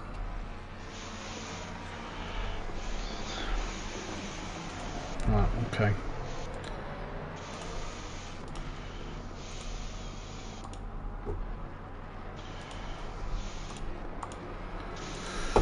Right, 5-4. Sorry about that, we are back live. The Streamlabs decided to have a moment and to not work. So we are back live. Apologies for that slight delay there. But we are back, and it is coming towards the end of qualifying. 30-odd seconds left on the clock. Carlos in the pits, Ben in the pits, Will Freeman in the pits, Mike Matthews in the pits, as is Sky, Dennis Newman, Tobias Hoffer, all in the pit lane then. So Kelly, these guys aren't going to get another run in. Overtaker is just about to start his final flying lap. He stays currently P7. Michael Harris down in 11th, going to get one more. Matt Wright will be pressed for time for him to get one more. But already, Kelly, we're seeing drivers bailing out with a lap to go. Yes, they think they've done enough, and Carlos sitting at the top there. I'd probably bail out of that as well. To be fair, I'd be over the moon with that. But yes, indeed, and we're back up and running now. Matt's put 50p in the meter. If you don't know what I mean by that, Google it, kids. So we are back up and running again, and I just wanted to touch back on quickly. I don't know as much is going to change in this session now, to be fair, but I wanted to touch back on the 24-hour of the Nordschleife in May, which we're doing for cancer research. That's the first bank holiday in May, and we've done an event like this before, and raised over £1,200 for charity. As Dan bails into the pits, he's done for this session. He's not going to go any quicker. We've done this before. We had absolute ball doing it. It was great fun, and we're hoping that you can join us on whatever level. You can join in and be a driver. We would love to see extra commentators come and help us in the in the comms box, or you can just get involved by watching along and donating to the cause on the actual weekend. I will be here in and out. I'm not going to enter a car, unfortunately. I've got work commitments on the Saturday night, but I will certainly be on comms at some point throughout the 24 hours, as much as I possibly can, as will Matt. Will be there all the way through. I take it you will be, Matt. You're not going to drive it. Possibly driving and doing a stint of commentary, we'll see. Well, there we go, look. Yeah, and we did something similar to that last time, myself, Matt, and Dan. Oh no, you didn't race the other one. No, I didn't race. I did the full. Me and Dan. You and Dan shared the race, and then did full comms with myself at the end of it, which was we was the only. I think we was the only 3 people to do the full 24-hour. That stayed up, stayed up for the full 24 hours. I don't think I've ever quite got over it, to be fair. I think I'm still suffering now. Yeah, I think that's why I'm so tired, yeah. Yeah, I mean, Christ, when I was younger, an all-nighter was easy, but nowadays I'm just happy to get all the way through the night without having to get out for a wee. Yeah. So, all-nighters are a bit difficult. So, but we would love you to get involved on whatever level. Yeah, indeed we would. It's going to be a fantastic event coming up. Get a team in, maximum of 4 drives. Obviously, all will be explained. More details will be coming out. Sign-ups will be going out this week. If you are an Xbox driver, there is certain guidelines you're going to have to follow and do for us to get the sign-ups accurate and correct. If you struggle with that, don't hesitate but to DM myself, and we'll get that sorted and followed up to you as soon as possible. But it was, Kelly, that of Tardock, Carlos and Sylph making it a Mustang 1-2-3 again before Dan Davis, Ben Ruck, Will Freedman, Overtaker, Cloud and Mike Matthews, Ian McGowan, Michael Harris, Matt Wright, Darren Yo, Sky Schundelmeyer, Dennis Newman, Tobias Hoffer, Ben Hoopit, Kieran O'Reilly, Skunky Viper rounded out the rear. Yep. It's going to be an interesting one because the Mustangs didn't seem to have much in race 1. Dan and Ben seem to have a bit. O'Reilly's going to be interesting to watch from the back. I think this is just going to make for an instant classic. Absolutely, yeah. Did I miss something? Tardock's on pole. Did he go quicker at the end? He went quicker when we was faffing with the changing of the streams. There we go. That's why I missed it. 10 seconds. So we got Tardock on pole, Carlos and Sylph, as I said, Mustang 1-2-3 up front. Let's see if they race off into the distance. Let's hope not. Let's hope that someone gives them a run for their money. And there's plenty of people to do that. Dan Davis, Ben Rook, Will Freedman, Overtaker, Cloud and Mike Matthews, all these lot give them a run as we are away on the formation lap. So 1 formation lap, that's the way we start things off. These guys will be on cold tyres. They will be doing a routine that they've worked out all by themselves on how to warm the tyres. You'll see a lot of brake lights on the formation lap where they're kind of standing on the brakes, trying to get the brakes nice and hot, but also transfer that weight into the tyres, because you want to try and get your tyres up to pressure and nice and warm as you go into the first corner, flat scat with 20 other drivers. So they'll be going through a routine right now of getting those brakes warm, getting those tyres warm, getting their head in the right place, and getting ready for this race. Getting ready for this race, indeed. Will Friedman now, after that race 1 win, took his 11th win of his career at Simplay Motorsport. He did his 50th race start, actually, on Tuesday night. He's now tied with Emo Guy, Little Leach and Holty. There we go, speaking of gamer tags.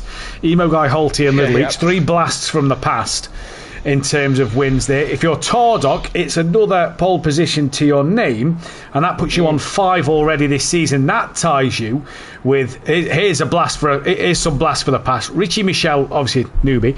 Daz Automatic is Darren Yo, Emo Guy, James Ash, Ben Parkey, Daniel Francis with 5 pole positions. There we go. There is a name from the past, Daniel Francis. Yeah, that was another one of my nemesis. And there has been so many. Interesting fella. Interesting fella, yeah. I don't know what he's up to nowadays. Either way, Kelly, race winner. Well, not Daniel Francis. No. Tardok. Yeah. Yeah, I'm going to go Self. I think Self might do it. Well, let's wait and see. Now, I have the beautiful timing screen next to me, thanks to the Simbot app, in which I'm not going to give anything away, but I get to see some of the fuel that drivers are on at the end of their first flying lap. So it's going to be interesting in terms. Now, obviously, it means nothing in terms of where the car is. Everybody's got a 25-second pit stop, bar a change of tyres. Let's not forget that. But while we have a moment, let's mention it for the first time this season in Pro. Please head to our description and check out our wonderful sponsors, that of Design Manchester, who are producers of vinyl graphics, laser engraved gifts, mugs, printed clothing and much more, including Simplay Motorsport merchandise. Head over to their Facebook page, facebook.com/Design Manchester. While you're there, also head over to Audiosport, manufacturer of VW Transporter, T4 audio solutions and styling products. Head over to www.audiosport.co.uk and then also their Facebook group. Links are all in the description, as well as go and check out the Audiosport YouTube channel and drop a subscribers on please. That one. Keep your eyes out in the description. Very soon the donation page for the Just Giving event, for the Cancer Research event, will be going in there. That'll be there very, very soon. And also, Kelly, I suppose we can get on to the talk of what was announced just before we went live in terms of PlayStation games and what is possibly coming for the console of Xbox and PlayStation. But talks of next season will begin this week and into next week. There is the rumour of a world tour, every track on the calendar, bar the Nordschleife, with even a mid-season break of 4 weeks. Interesting stuff that's going to be spoken about this week. So keep your eyes peeled on our social media, which is Facebook and Instagram, as well as check out our TikTok. Go and drop us a like, follow us on them platforms as well, to keep up to date with all things Simplay Motorsport, as we, Kelly, are about to get ready for this second race of the evening. And round 10, 3 races away from the halfway stage of the season. It's a Mustang domination at the moment, if the championship's anything to go by. But how will round 10 go? We are green and go here for the second race of the evening, and Dan Davies gets a heck of a start, but he's going to get boxed in by all 3 Ford Mustangs. Will Freeman kind of follows Dan as well, as one of the Mustangs very, very wide, and Dan could get sandwiched here. Tardok pulling away already, and it's Dan in the middle of... Oh, no, he's not. He's backed out of it, should I say. Now a slow Mustang through the first parts of Maggots. He's gone off, so Dan Davies going to be able to capitalise on that, as the Mustang now rejoins to the outside of Dan. Will Freeman's with him as overtaker, and Ben have a bit of argy-bargy coming through Maggots and Beckett's. Mike Matthews is round, I can see in the background. Not sure who that is with. It's Jamal Clouden who's with him. So both of them there already, look, dropping down the order and having a moment on their own. Overtaker has he been let through by Ben there? I'm not sure. I saw him give him a flash of the lights. I'm not sure if Overtaker's been let through by Ben there. Either way, more chaos in the background with a sliding Ford Mustang of Hupert. Newman was wide as well. There's Skunky and Viper, Hupert and O'Reilly, who have all had qualifying bans, coming through the order. As Skunky and Viper very late on the brakes. Now O'Reilly looking looking to attack the Bentley and slots back into the middle. But Jamal and Mike already in an hour-long race. It's a dismal start. Absolutely, and if they had if they didn't have bad luck, they'd have no luck at all. Dan with moving up the order, so did Freeman. Battle of the Porsches. Freeman's on the back of Dan at the moment, who's not let those Mustangs get away. Carlos had a bit of a moment through Beckett and went onto the grass, so he lost a couple of places. But again, he's now 5th place and in sight of all the leaders as Tardok starts to stretch his legs. Has got a second now over Silth as we come round to be the end of the first lap. We do come around to complete the end of the first lap. Cloudon's got back onto the rear of the pack. Mike Matthews hasn't yet at the moment. O'Reilly, just watching him close to the back of the Bentley, weaving down the straight to get some heat into them tyres as Skunky's going side by side with that of Dennis Newman into Brooklands, now Luffield. Cloudon's just getting on the back of the pack.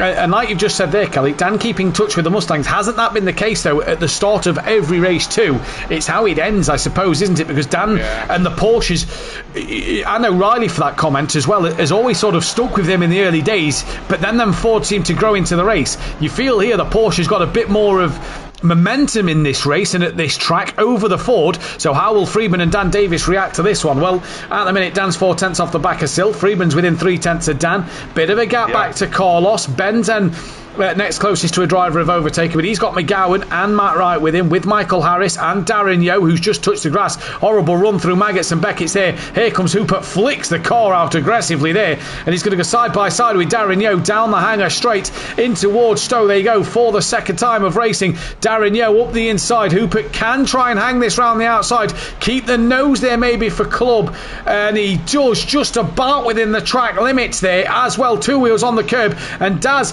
may not be too worried about this because round the outside you can do it better, but Hoopert gets the move done. Great racing from Hoopert, and Sky taps the back of Daz. Daz hangs onto it, and Hoffer now comes through, and a flash of the lights from Darren Yeo. And rightly so. Sky got into the back of him. O'Reilly's just gone round Daz, avoiding action, went off track to get round him. So touch on the naughty side there. Touch on the naughty side, or you know, we go back to Spa where Overtaker took Dan fully off track. O'Reilly was kind of avoiding a slow rejoining Daz. No, I was talking about Sky incident. Oh, right, sorry. Okay. Sorry, not O'Reilly being off track. I didn't see if he had to avoid. Oh, hang on. The 777 of Viper is slow down the straight. He's got some damage here down the Sir Lewis Hamilton straight. Not sure what's happened to him. Just saw the yellow flag. Yes, indeed. O'Reilly's getting very racy with Hoffer, and Sky isn't far behind. Far in front of these two. So these two having quite the scrap at the moment. Still all close company up front. Tardok's extended his lead half a second, but then Silth, Davis, Friedman, and Carlos all still very, very close. And a bit of a watch and breathe from Overtaker. He's a couple of seconds behind. You can see him in the distance. Needs to just pull up behind the back of these, and he might get that opportunity very shortly, because Friedman's starting to struggle a bit through that section. Viper's in the pits then, as Dan Davis is, like you say, Friedman's struggling through that section. Dan Davis did lose a bit of time over the start line to Silth. There we go, he's lost another 10th, and it's Carlos who's making gains on Will Friedman at the moment. So this is now an interesting section for Dan. Can he pull away from Friedman and Friedman Carlos while these two are having a little bit of a squabble? This is ample opportunity, Kelly, for him to just pull away from these two. Absolutely. That's exactly what he wants to do. So Carlos looking racy, Friedman having to defend. It gives Dan the opportunity to get away. Chris R in the chat saying Robbins racing. Chloe Davis saying go Dan. Chloe being Dan's girlfriend, so that's why she's so keen that Dan does well. Got quite a support, doesn't he, that young man? Yeah. As Friedman goes quite deep into the village section and around the loop. Carlos again. Oh, Jamal's off. Sorry, Kelly. Jamal's gone off at farm all on his own. The 99's got a yellow flag. That's Overtaker, who's been off the road. He's tumbling down the order, and he rejoins safely. That is at the link.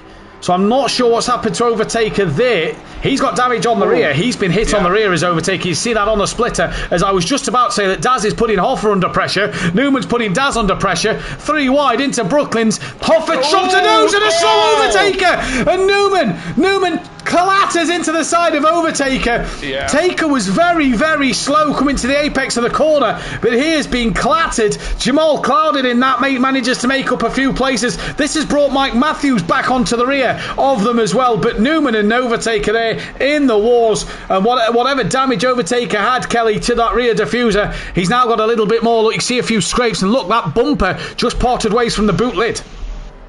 Yeah, I think... Oh, it's round. Oh, Kelly. Yeah, that's damaged, isn't it? That's damaged. I think that was a day late and $1 short from Newman myself. Do you know what I mean? He came in very, very hot. Don't think he quite realised how quickly he was getting in there. Overtaker can't keep car in straight line.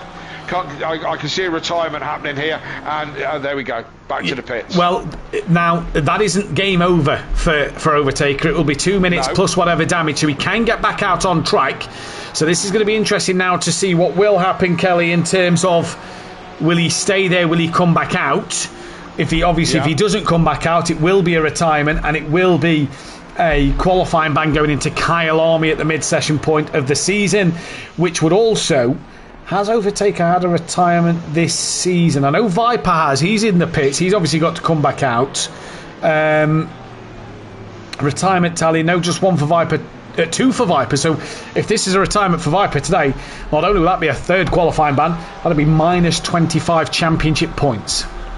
Ouch. Yeah, Viper not having a great season, is he? He's probably had one of the worst lucks of all at the moment. Up front, Tardok again just squeezing away from Silth a little bit. The MSA Racing boys, they might have some team orders in place, and Tardok's away, and Silth's not going to give him too much of a hard time. Dan's still within 3/4 of a second of Silth up front, but Will Freeman still close enough to be reading the badges on the back of that Porsche of Dan's, and Carlos again still in 5th. Ben with a little bit of work to do, just to grab back onto the back of these top 5. I think this is himself in play. I think, Kelly, we're going to have to ask the question: did Ben hit Overtaker? Because Overtaker had rear diffuser damage, and Ben was the car behind him in the first place. So we're going to have to wait and see what happened there. We're currently watching Sky Shundelmeyer. Chris will tell us. Chris will probably tell us in the chat. We're currently watching Sky Shundelmeyer. He's in a fight with O'Reilly at the minute. And I'm just going to drop back down to Darren Yeo, who's got Jamal Clouden there, and Tobias Hoffer has Mike Matthews for company. So we'll keep our eyes on all these battles. Dan's dropped now to a second off the back of Silth. So Dan's had a bit of a horrid first sector. O'Reilly going up the inside of Sky Shundelmeyer. And they touch. Shundelmeyer comes across the track. And O'Reilly's been picked up by someone else. Oh, he'll be happy again. I think it's Skunky in that one as well. So Matt Wright's been caught up, Kelly. Sorry, just as the camera pans around, Matt Wright, he's been in the wall massive somewhere. The boot lid is open. The bonnet lid is open, on that Nissan. Yeah. So he's got some big damage. Where did Shundelmeyer end up? He carried on going. 11th. What happened, Kelly? Just talk us through it, because we jumped on board just as the incident happened. I was on board with O'Reilly, and Shundelmeyer and O'Reilly came together. I was on board, as I said, with O'Reilly, so hard to see whose fault it was, but that put O'Reilly round, and Skunky collected, I believe. That was kind of how I saw it. So there we go then. Handbags again, and trouble for O'Reilly and Skunky. They just seem to always be in the thick of it, don't they? Yeah, and Michael Clouden's down the order as well. Overtaker and Dennis Newman have returned to the track. Viper hasn't yet, so that is a bonus to see there for them to at least to get back out on the circuit. And they didn't actually go, it looks like, a lap down. So that's pretty good for them to not be a lap down at the minute. Jamal Clouden has got past out of Darren Yeo. Will Freeman, kind of a bit of a flow in between. Dan's definitely there, and again, we go back to them Ford Mustangs and what you said earlier in the broadcast. Dan was holding touch with the Mustangs as he's done all season. Now it seems like them Fords are starting to pull away from Dan Davis. Freeman and Carlos isn't doing a lot here. Matt Wright's in the pits. Carlos isn't doing as much as I thought here. If the other two are this quick, why isn't he? Yeah, but the Mustang compared to Porsche in a straight line, look, Will can easily defend that. Dan kind of sat... He's pretty comfortable at the minute, is Dan Davis. He's not really under too much pressure. Yeah, he's in a bit of a no man's land, really, isn't he? He's not under pressure too much from from Will. Will's probably looking in his mirrors down the straight to see Carlos coming at him at a rate of knots. But yeah, Dan can't really get onto the back of the Mustangs, and he's not being pressured too much by Friedman at the moment. But again, are these guys just playing smart, Matt? Yeah. Do you know what I mean? You know, it's not all done in the first half of the race. We're not even 10 minutes in yet. You know, sorry, we're just over 10 minutes in. You know, and there's still a lot of racing to be done. It's not all won in the first 10 minutes. No. Or the first corner, as some people tried to win in the first corner. Plenty of people try that. Ben has got damage. Just got on board with Ben because he's got a fight with McGowan. Ben has got damage on the front splitter, Kelly, of his Aston Martin. Now, right, 2 and 2 together. Overtaker's rear diffuser, Ben's front splitter. They was battling on track. That would indicate, you know, not that good at maths, but hey, we can put that one together. Yeah, I would hazard to guess that Ben has maybe then hit the back of Overtaker at some point in this race. Matt right now is going to go a lap down on track. Although, sorry, mate. Yeah, I'm just thinking about that incident. The one with who was it? Newman. Yeah. There was another car there in proximity, wasn't there? When it got hit, was Ben there and thereabouts? No. So that was Newman, Hoffer, and Daz. So this was as Overtaker had rejoined from the off. If Ben has hit Taker, that was before. That was at the link. This was all at Brooklands and Luffield with Hoffer, Daz and Newman. Newman tried to cut the inside of Hoffer and Daz. Back to the Porsches then at the minute. Dan has, kind of kept around that 1.5, 1.6 mark to Sylph, so not let Sylph get any further away. But Friedman's dropped Carlos and got closer to Dan. That's now. There you go. That's how close it was. Will was in the boot lid of the Porsche. And Dan's done really well to keep all that, because also he hits the curb, and that curb is a killer. Absolutely, he's done very well to keep that all moving in a straight line. But has he got damaged now? That's the question. Will just lost his braking point there, or whatever he did. I was on board with that. So got a face full at the back end of Dan's Porsche. Chris saying that Ben says Overtaker seemed to almost completely come to a stop and hit his rear. Now, I can sort of say, all right, maybe that's the case, because when we look back to that Dennis Newman incident, Overtaker was very slow at Brooklands. Yeah. So, we'll see what happens. I assume these tickets are probably going to go in on these drivers, and we'll see what happens from there. Ian McGowan, 7th place, 4 tenths off the back of Ben. Hoopert's gaining on him. Hoopert's quietly coming through the field. Remember, he started at the back of the pack. O'Reilly's recovering after a few moments. He's 2 seconds off the back of Hoffer. Mike's got past Hoffer and is trying to hunt down Darren Yeo. Jamal Cloudon's on the back of Sky Shundlemeyer. I suppose we could go down and see that fight for a moment or two. You see the scuffs on that left-hand side of Sky's car. That'll be where him and O'Reilly's had a coming together. And Jamal Cloudon, well, yes, look, he's looking like he's going to make overtakes, but for 10th place, is it really good enough as he comes into Cop's corner? Can't overtake there, says the Red Bull team principal, and Jamal thinks better of it. Yes, indeed. They're in very close company, aren't they? As they go side by side into Beckett's. That's brave. Cloudon thinks a little better of it, backs out of that one. Lost him a little bit of time. Might have been better just following Sky through and then trying to get him down the straight. O'Reilly's round again. Yellow flag, Kieran O'Reilly on the entrance to Maggots and Beckett's, and he's got some front end damage on that car. And I tell you what, for some of these drivers this season, O'Reilly, skunky, like you said, if it doesn't rain, it pours. Yeah. And there's no sunshine on a dog's arse these nights, is there? No, there isn't. Very cloudy here at Silverstone today. Weather's looking interesting for next week. Thunderstorms around at the moment from what we can see at Kyalami in South Africa. So that's an interesting one to see there. Is Sky still ahead then of that of Jamal Cloudon? This is actually the closest fight on the circuit at the moment. Dan's also pulled that gap back down to Sylph, but Friedman's also pulled the gap back down to Dan and has also pulled away from Carlos. Ben has got no answer for Carlos. He's losing time to that Ford Mustang. In fact, no, we'll go to Ben and McGowan, because that is now the closest fight on circuit of a tenth of a second, and they've got a quick Hoopert charging through the field, catching them. Oh, McGowan misses his brakes into the back of the Ben, and I tell you what, Hoopert could get a 2 for 1 here. He's definitely got one of them. Yeah, he nearly had both of them there. He nearly had it was nearly all his Christmases came at once. I only jumped on at the last minute. Ben now trying to recover. He's got to look in his mirrors. He's got a whole load of Mustang in his mirrors now. So poor old Ben getting beaten up a bit tonight. Yeah. Yeah, certainly is. But in fact, no, stay with Ben and Hooper to second. Sky and Clouden is 0.2 of a second as Hooper looks into Maggots and Beckett's there. Whoa, that was very, very close there. I thought Hooper was definitely trying to stick the nose. I'm on board with Clouden. Clouden's going to try it into Beckett's. He goes to the outside for the first part of their section. And they touch. Clouden's in the wall. That's going to be big damage. That's going to be one seriously damaged car. That is. Sky seems to live for another day. I don't know. I'm on board with him at the moment. And, Clouden's bonnet, Kelly. That is. He's in trouble. Well, yeah, you'll be able to see as the camera pans around on our end. But I tell you what, I just want to go back to that. That looks like Clouden hits the curb and slides into Sky. I don't know why he's trying to overtake at Maggots and Beckett's. And this is that race management, like you said about Clouden earlier, that he just doesn't seem to have this season at the moment. And that's going to hurt him. That promotes Darren Yeo, Mike Matthews, Tobias Hoffer and Skunky up another place. We've lost Viper. So that is a third retirement for Viper.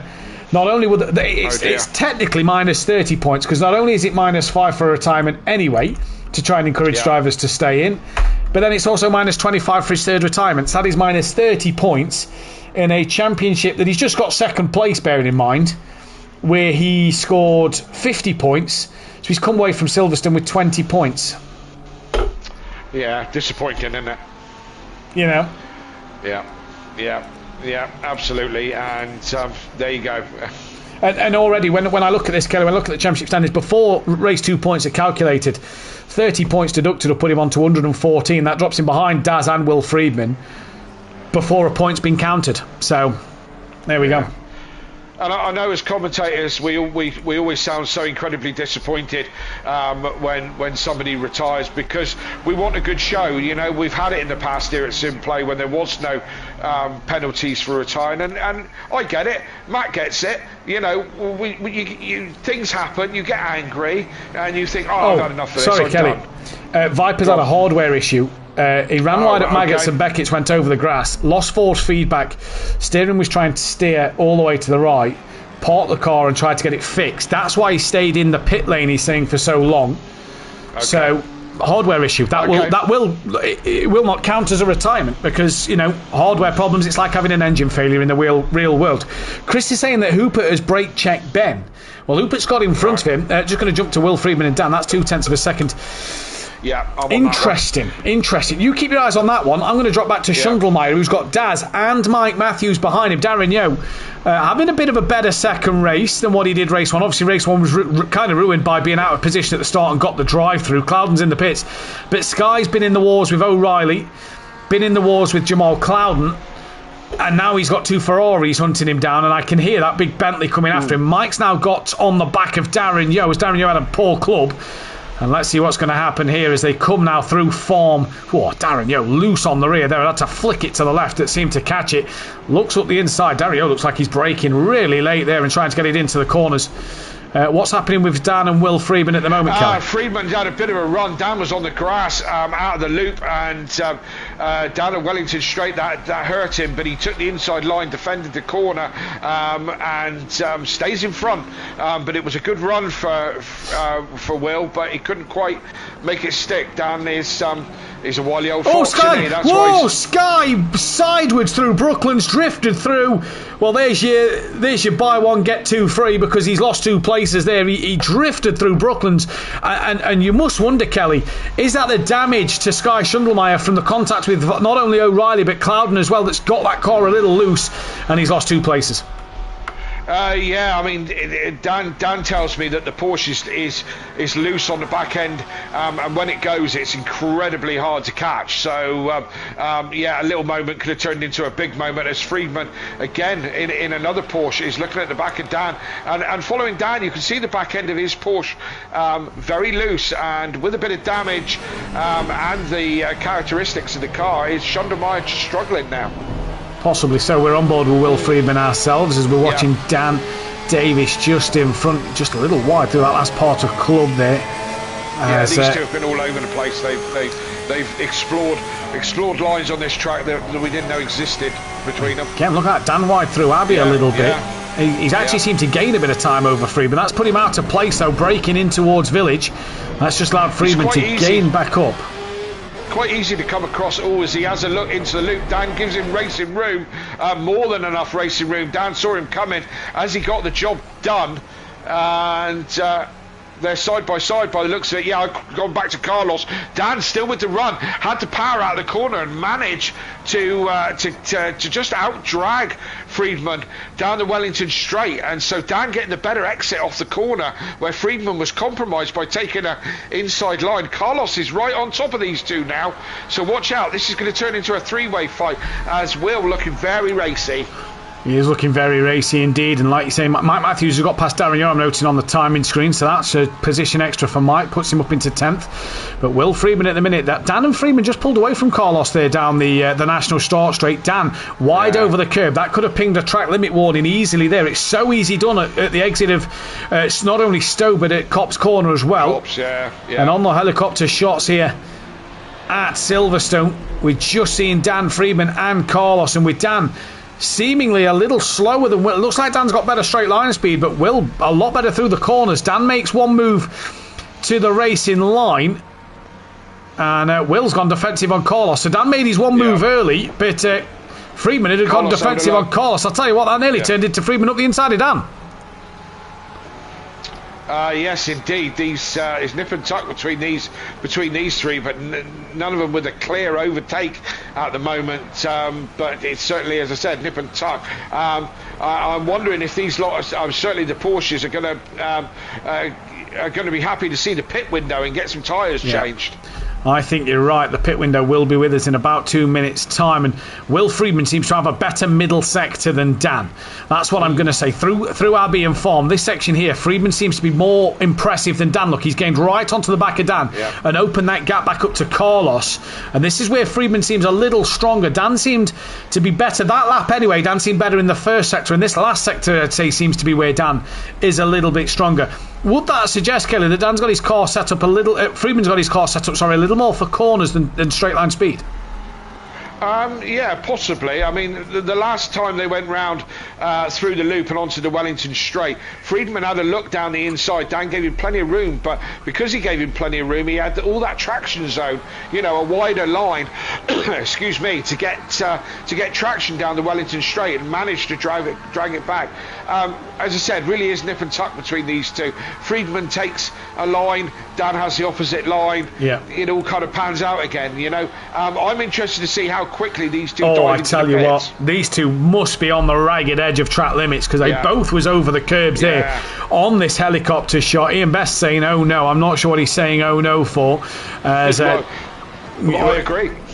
Well, yeah, we'll see what he is saying. Oh no, yeah, 100%. But Dan then, sector one, little better than Will Freedman recently, as Hoopert is now. Have we lost? I think we lost Hoopert, because that, to me, look at Hoopert's connection bar. Well, he's in the pits, but his connection bar is red, so that to me would say that he's had a disconnection and is reconnecting to the server.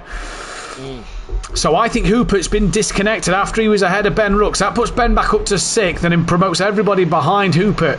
Hoopert will now have a 2-minute wait time before he can get out. There you go. Look, Chris, where has Hoopert gone? So I think disconnection for Hoopert there. Yes, indeed. It's looking like it. And the pit window is looming any second now, about 10 seconds to be fair. And we'll have Dan's gone very wide. He's on the grass. He's on the runoff area, and that's given Freedman and Carlos. Dan comes back on. He comes on just for the side of Carlos, but Carlos had the inside line, and Dan's let him take it like he should. I say that they're side by side as they go onto the Wellington straight. Dan's had a run and has just got his nose ahead, but Carlos has got the inside line for this one, so is it going to be his corner? Look at the comparisons there, Kelly. When Dan was side by side through Aintree with Will Freedman, Dan powered out, Dan pulled in front. Not against the Ford Mustang. No, that Mustang's quite a car. in a straight line. Pit window is open, 10 minutes to get in and do those pit stops. Well, Dennis Newman is the first man in the pits. We have to ignore Hooper because he had that disconnection, so he'll have to come back round and drive into the pit lane. Skunky's now past Sky Schundelmeyer. In fact, they're battling still, so drivers can come into the pit lane, let's not forget. Ben is now in as well, so this is interesting at the moment. Leaders chose. I'm surprised Dan there with it just opening didn't think of a sneaky dive into the pits. Yeah, I'm sure Dan thought about it.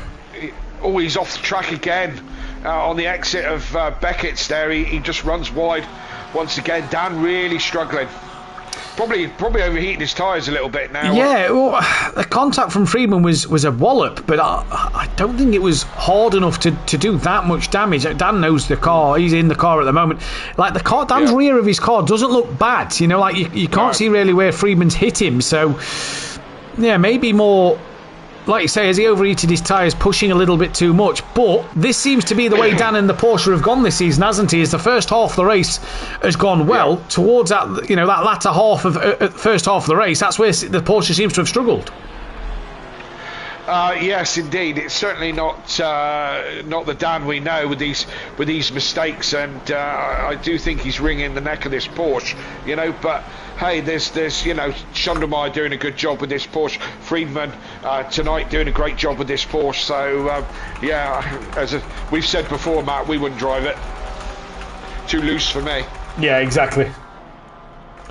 Okay, and apart from Hooper, we've got nobody in the pits at the moment, so I'm expecting 7.5 minutes of the pit window. I'm expecting an influx of cars. I would like to get in now. I like a clear pit lane where I can see my marks properly. I'd be very surprised if we don't see Dan come in, to be fair. If them tyres are buggered, he's not coming in. So Friedman has. Yeah, Will Friedman. I think that's a good call for Friedman. I really do. Yeah. I think that's a brilliant call. Dan now behind Carlos. We've got to see what Dan can do with this fight with Carlos. Let's drop back down to Darren Yeo, who's got Skunky on the back of him. Skunky, P9, Ben's pitted, Mike's pitted, Schundelmeyer's been in the pits. This could be interesting to see what happens here. Yes, indeed. Out front, still the MSA boys are. They're Tardoc's 10 seconds now clear of Carlos. He hasn't got to worry about stealth. He's his teammate, and I think they're just bringing this one home. Yeah. Reminds me of Team Audio Sport days with my old teammate Nicky when we at Donington Park. Was it Donington Park we dominated? Yeah. That was a great race, that was. I think took race win and second place for Nicky. I think Alfie took his only race win that day. And was really your only competitor, if I remember rightly. It was a great race, that one. That fight between Darren Yeo and Skunky ended prematurely. Darren Yeo pitted, so we're back to Dan and Carlos. The only fight on track at the moment. Yeo and Hoffer in the pits. As Will Friedman did his stop, he came out ahead of Darren Yeo, but obviously that's because of the pit stop. He's behind Skunky. But not by a great deal, not by much. He's behind O'Reilly as well. So where is Friedman? Maggott's Beckett's just leaving Chapel now, and Skunky's at Stowe. Who's the 271? That is Newman, who's a lap down. So Friedman, 35. Darren Yeo, speeding in the penalty just as he was having such a good second race. Kelly. Yeah.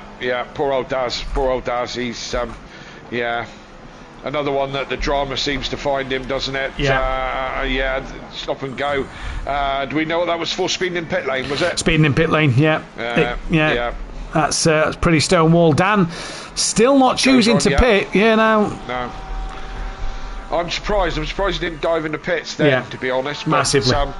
He tends to know what he's doing, or he seems to know what he's doing most of the time. That's what he says. But I look at the track map, Kelly, and I look at the 208. Will Friedman's now at Village, clear track in front of him until O'Reilly, who's up the road a little bit. Dan following Carlos, and depending on lap times. In fact, we can see lap times here. Where's Carlos then? Let's take a look. Carlos did a 59.5. Dan did a 59.3. Will Friedman hasn't yet crossed the line, so it's not updated at the moment. But if Will Friedman's first lap since the pit stop, is a good one, then Dan's just possibly losing time. Although 59.3 is nothing to be sniffed at. The leaders 58.8, 58.3 from Tarlock and Silf. Yeah, they're in a class of their own again. we thought the Mustangs were going to struggle here, but it's certainly not the case for MSA Racing. They are just streaking ahead, which I'm extremely disappointed about, being that my team is in second place and they're just extending that lead. But it seems to be you're telling me you're not an impartial commentator? That's terrible. Absolutely, of course I am. Of course I am. Yeah.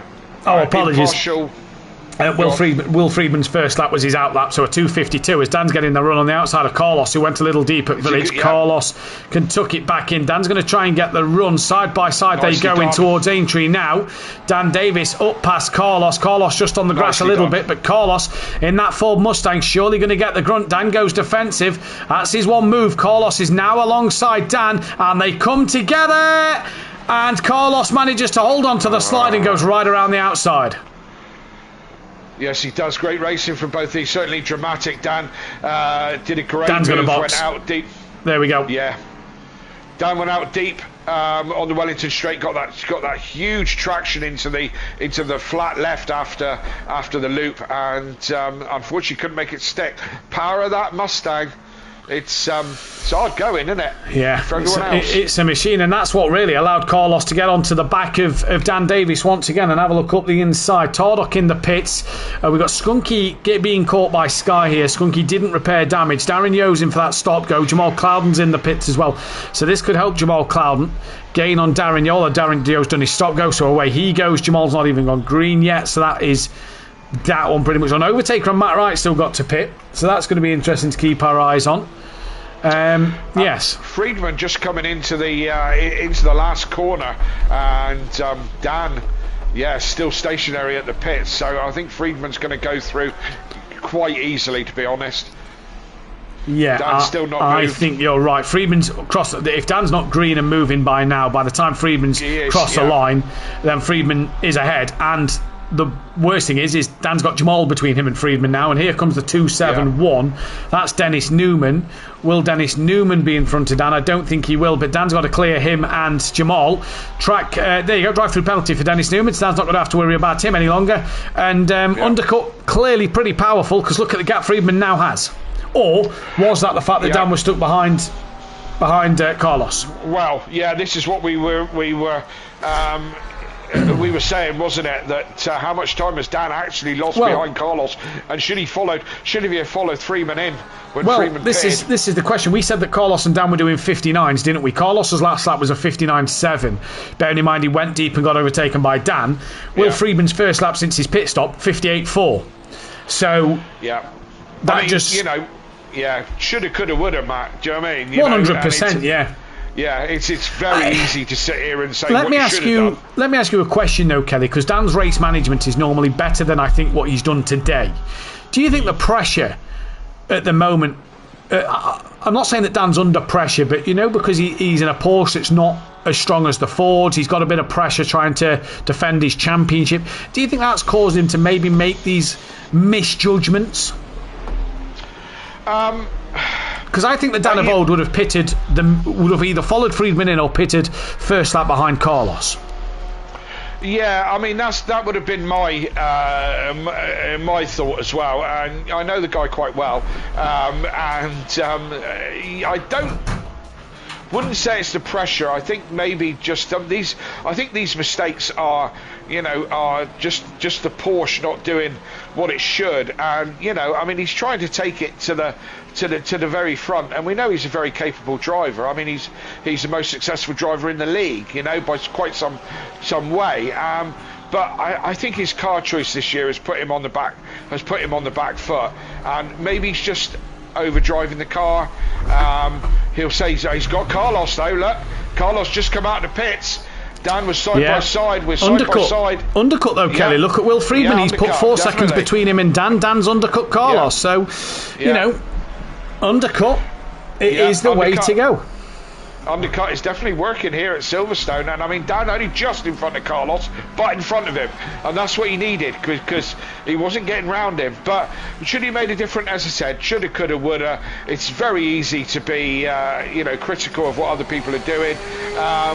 it's a bit more difficult when you're behind the wheel. Overtaker's yellow flag in the pit lane. That to me would suggest that Overtaker has had another moment and has returned to the pit lane. Now then, he will not be able to do his pit stop, so Dennis Newman should finish ahead of Overtaker. That could be an 18th place finish for Overtaker. If he fails to return, that could also be retirement. Yeah. Yes, indeed. So Overtaker having a terrible second race, that's for sure. And just over halfway through now, still 25 minutes of action to go, and the front two have checked out, haven't they? Do you know what I mean? There isn't going to be, bar they drop it themselves, they're not going to be caught. It's going to be who's in that third podium position. And at the moment, it's got to be said, Will Freeman is looking like the man that's going to do it. Well, he's gapped Dan again. Well, I'm not sure if Overtaker returned to pits or actually drove into the pits, because he hasn't done his stop. Pit window's closed. That will be the penalty for not completing the pit stop. But he's also now got a stop-go penalty. Yeah. So it's the whole thing's turned to toast, and it's been a horrendous second race for him, and another one he'll want to forget. Will Friedman, 1.3 off the back of Self. Could Friedman get that job done on Self? Just looking at the last lap times, when the timing screen updates me, there we go. Self I'd actually just came out the pit lane, so Friedman 58.0, Tardock a 57.9. That is some lap. Dan was 4 tenths off the back of Friedman. Carlos outlap McGowan. McGowan's jumped Ben in the pits, so McGowan's got the jump on Ben. Mike Matthews in the 58.4, so he's matching the pace of Dan Davis out front. Although that was 2 laps ago, because he's now just on a 59.0. So interesting at the moment to keep our eyes on. Either way, we know that Overtaker's failed to do his pit stop, so he'll get a 130-second time penalty for that one. He's got to come in and complete a stop-go, so that's an extra 51 seconds for in, 30 second and out. Night to forget. And a few of them are having it, and it does seem to be. There's a lot of guys having some bad luck this season. It just all seems to fall very nicely for MSA Racing. Let me counter that argument, Kelly, if I may. You say they're having a lot of bad luck. The guys like Dan and Overtaker, who have been running at the front, have had bad races on their own behalf. You go back to Dan's race 2 at Bathurst, just the car all over the place. He dropped from what was in the top 5, 6 to down to 11th. Overtaker here tonight, he's not done his pit stop. He's then got a stop-go penalty. That's going to put him down the order. We're saying bad luck. Are they creating their own bad luck? Well, again, Overtaker's been involved in some incidents.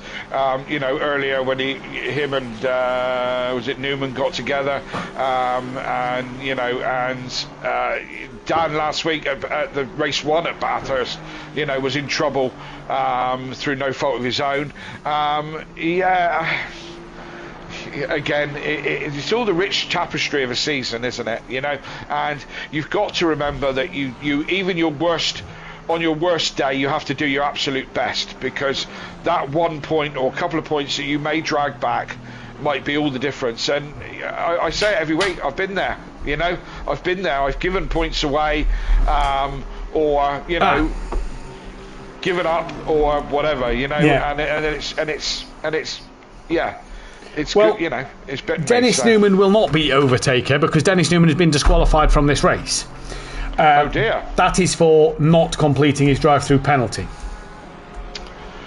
Oh, well, that's not great, is it? So, when we say about drivers creating their own luck, yeah, well, there you go. You need to do the penalties. I get what you're saying as well. Dan raced 1 last week. Overtaker's been involved in a few incidents, like 100%. But then at times, when we say that MSA are getting away with this, there's been times where they're just doing a better job, aren't they? Well, they are doing a better job. But this is what I mean. Overtaker tonight, he's got 1 lap before he's disqualified, and then it's no points. Dan's had, that race 2 last week where we saw him struggling and he ended up having that moment out the elbow and caught Sky because Dan was slipping and sliding all over the place, like the Porsche was out of rubber when it turned out it was just struggling. These drivers seem to be making these mistakes that are allowing, yes, they're being caught up in incidents like Dan race 1, Overtaker a bit tonight. Them two tripped over each other at Spa. O'Reilly's had a lot of coming togethers with people. Cloudon's just not been at the races. Mike's been nowhere near. Skunky and Viper have not done a lot. MSA can just cruise and pick up these points that these guys are making mistakes, whether it's through their fault or no fault of their own. I mean, it's really easy. I mean, it's easy to lead from the front, but you have to be there to start with. Do you know what I mean? You have to get to the front to lead from the front. And, they seem to be comfortable. And I'm sure if it was Dan out front or Overtaker or Riley, then again, it's less pressure. All race drivers want to win. Yeah, regardless. Yeah. All of them want to win, right? Unfortunately, there's 20 places and not everyone can win. And it's the difference between having a race brain and looking at the bigger picture. Dan's one of those that's quite good at doing that. And it's an Alonso type attitude where you just get the best out of the day and you put a championship together. You can't win every race, but some drivers think or believe that they can and will take silly moves, be impatient, do the wrong thing, and end up in trouble, or push the limits of what their car can do, and again end up in trouble. You have to put a consistent season together to win a championship. Now, as I said, if you're the fastest man on track, that's all well and good, and you're out in front with 8 seconds in hand like Tardok is at the moment. He's just running his own race, taking his own pace. His pace seems to be fast, but it's he's dictating that pace. And racing is just about as much about a state of mind as being quick.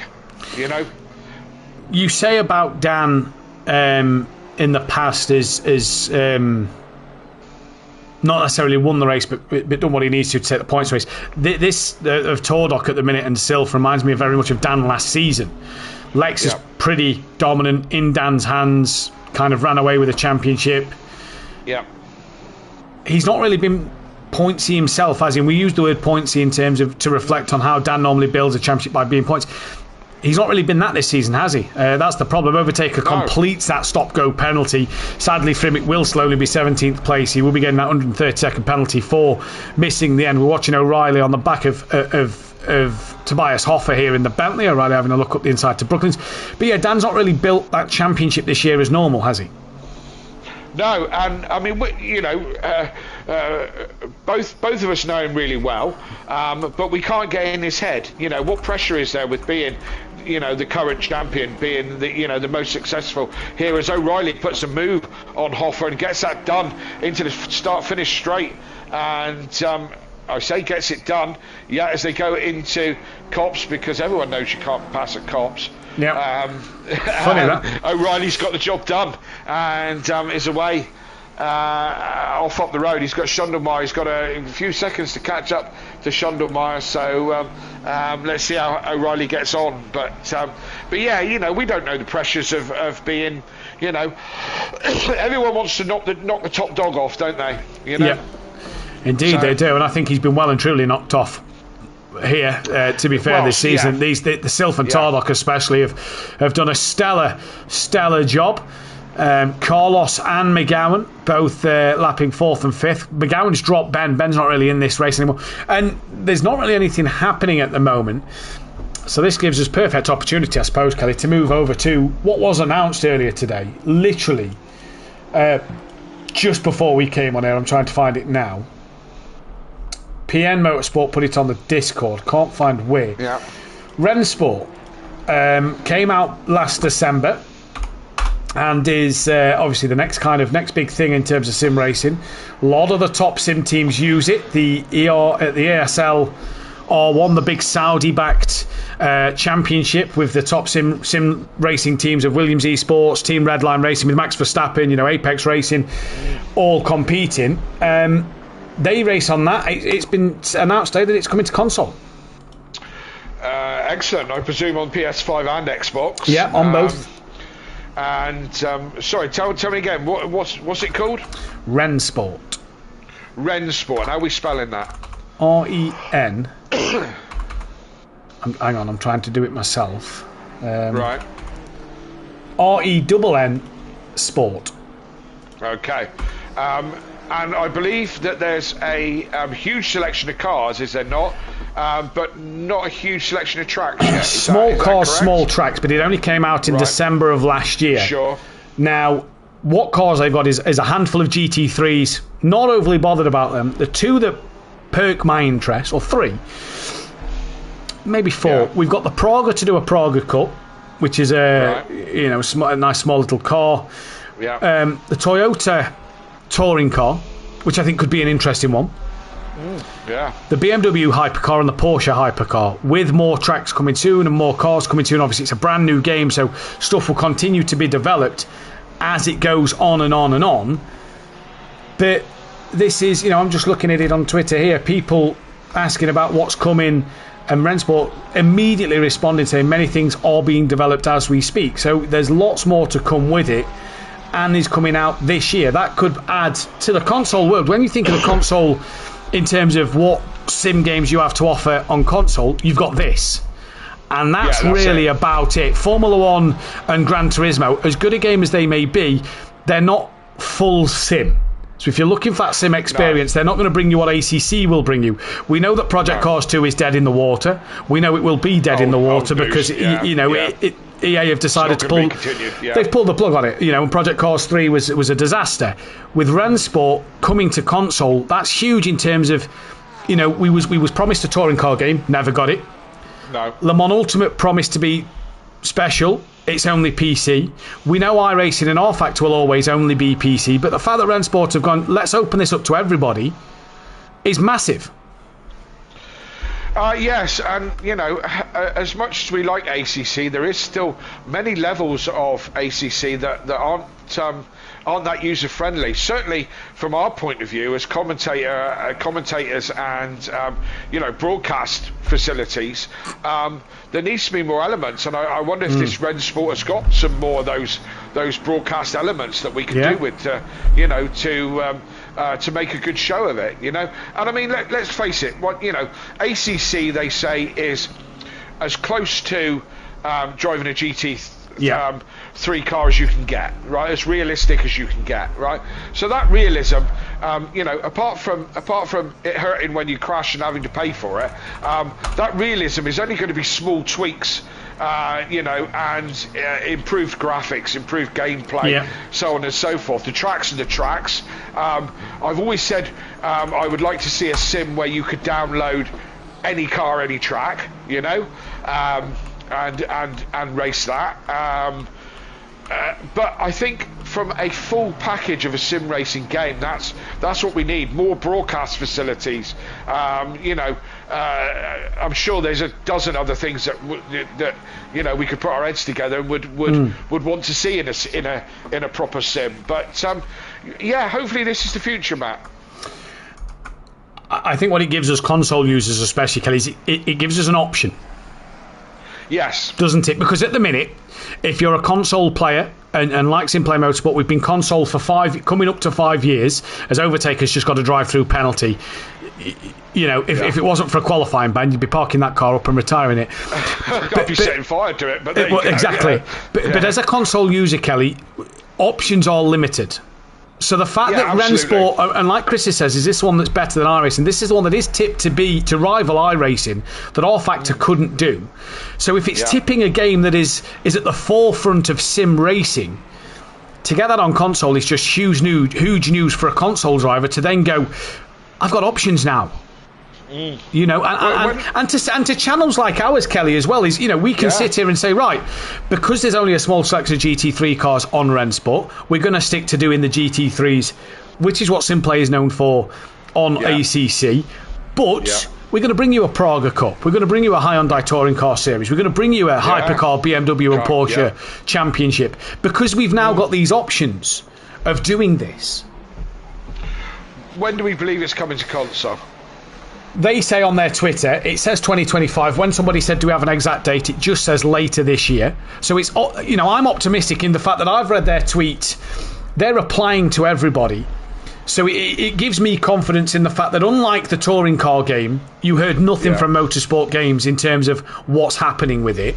With this, they're immediately answering back and the hype is there and they're going, right, hype's there, let's respond because the guys want to know about it. O'Reilly's got a yellow flag. Hoffa is now in front of him again. Not sure what's happened to O'Reilly. Car looks in the same state it was as it bunny hops over the sausage curb. We're going to keep our eyes on Dan Davis though, because Carlos got within a second. Carlos is getting close, But this now gives drivers, leagues, console users the option of going, F1's not really a sim, GT7's not really a sim. No.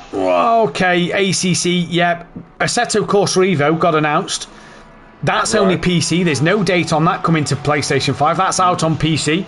Nothing for console. Rennsport now kind of gives you that option of going, okay, let's have a look. You would think it would be sensible marketing to, if they're hyping it up now, you would think it would be sensible marketing for it to be not too far away. Let's say, I reckon summer May or June August or something. I reckon in August. Well, as I said, you would think if they're trying to start hyping it now, then, you want to put a buzz through the sim community, don't you? The one thing I'd say, Kelly, and if anybody from Rennsport or has stuff to do with Rennsport is on the stream and listening, please do one thing for us console users. Please do one thing, and this is a proper plea. Do not rush the game.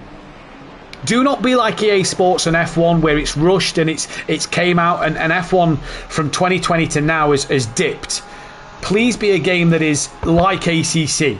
People want to play it. People want to go to your game. People want to use your platform. Please add to it like ACC has. We know there's a big update coming this year for ACC. Maybe a couple more cars. Maybe a few more tracks. I think this is possibly one of the more exciting news since Motorsport Games promised us the touring car game, especially here in Britain, and didn't deliver. And what they did with Le Mans Ultimate is Le Mans Ultimate's been out a couple of years now, but it's only now starting to be good. It was unfinished when they released it. So Rennsport, please, take your time. If it doesn't come out till August, September, fine. Make sure the game is ready to be released. Don't rush it, is what I would say. Well, now you've said that, Matt, obviously they're listening because we are the premier console league in the world. Damn right, damn right we are. Absolutely, and they will be listening, Matt. And now that you've spoke that, there'll be a big meeting at the Rennsport HQ tomorrow morning, and they'll be saying, Matt Duffin said. If me and Kelly Davis are not there, yellow flags, Kelly. Yellow flags talk about O'Reilly looks like he's returned to pit lane. That could be a retirement with 6 minutes to go. Sky's had a yellow flag as well. He's not been overtaken by Tobias Hoffa. Dan's extended that gap back up to 1.9 seconds. That's kind of come to an end. It kind of, for the first time this season, we've got a quiet period. Yeah, and it feels like the first time for the season, doesn't it? There we go. Clouden has spun again as well, we're seeing in chat. It's been all action this season. This is about the only time we've had 10-15 minutes without something going on, something very close. So it's great to see. Again, just back to the Rennsport thing. If the guys at Rennsport do want to invite me and Matt in for a consultation on how to get it right, then please feel free, give us a bell.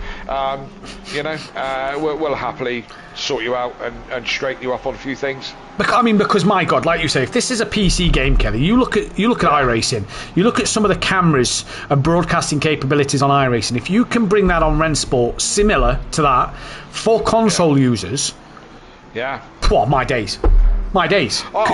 I'm liking what Rob Smith is saying about Rennsport should sponsor Simplay. Like you look around this game and you see Coach Dave and Fanatec and all these things all over there. I could just see it, couldn't you? Especially Donny 100%. On the Simplay straight. 100%. Get Rennsport to include Simplay on some of their tracks so that as you drive around it doesn't say Elf there, it says Simplay Motorsport. By the way, we have sponsors. Could you put Design Manchester here and Audio Sport there and blah blah blah, I'd look phenomenal. I can see that. I could as well. Dan's got 2 seconds over Carlos. It's kind of done here. O'Reilly's in the pits. He'll have to come back out to not get that quali ban at the end of this one. But look, hey, let's see. We know that Rennsport can rival. Yeah. If that's going to if that's tipped to rival iRacing, I'm excited for it coming to the console because it should then bring us other options. One thing's for sure, Matt. I've been a gamer all my life. First generation gamer I am, and I'll tell you one thing: everything evolves. So, the future's got to be somewhere, and why not now? And for those who's new to the channel, back when me and Kelly first did a bit of commentary, or back when me and Kelly did some commentary on Project Cars 2 before it came to an end, because we've not been in the box since Project Cars.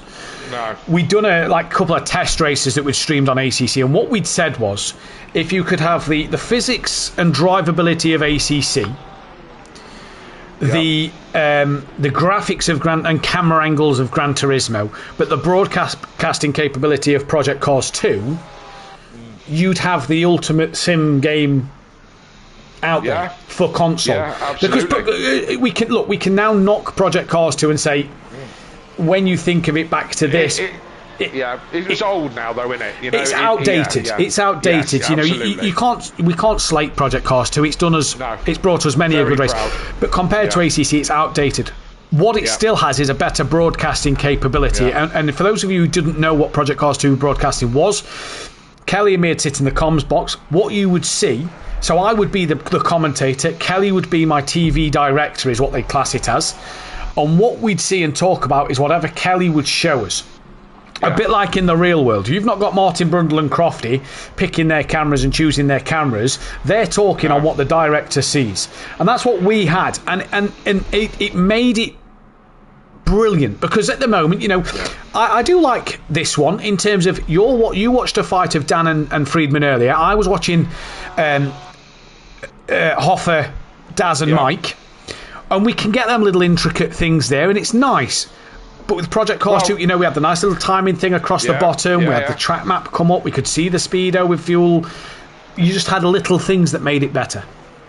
And I mean, I said this before. I did apply for The Apprentice, and I did actually get an email, but I didn't go any further. I got invited to the first interviews, which I think most people do if you apply for it, to be honest. But I thought in my head, as a business idea, to get a sim game built, which is console based, absolutely for the sim community, as in leagues like ours. Now, if you imagine what the power that we don't have, and we've had some criticism about missing fights on track. Now, we can't see it all. We literally can't see it all. Like a TV studio, we've all got this picture of a TV studio, and people behind a director's room where they got, you're behind a desk of 50 different cameras and multiple screens in front of you. Imagine that power in a game, that we could be viewing multiple screens,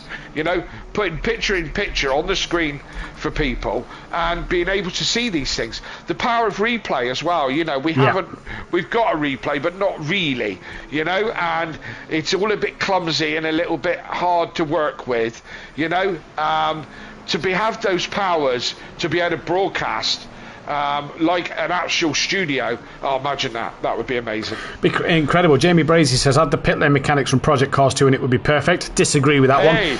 Disagree with that one. Daft Punk, you mean? No, not. I think he's on about, where you could get one engine damage in pit, down and out, and the glitch. Disagree with that. I think what we have is brilliant. Hawkeye, my Fanatec Direct Drive kit gets delivered on Tuesday. Brilliant. Hawkeye, are you in the Discord? If so, who are you in the Discord?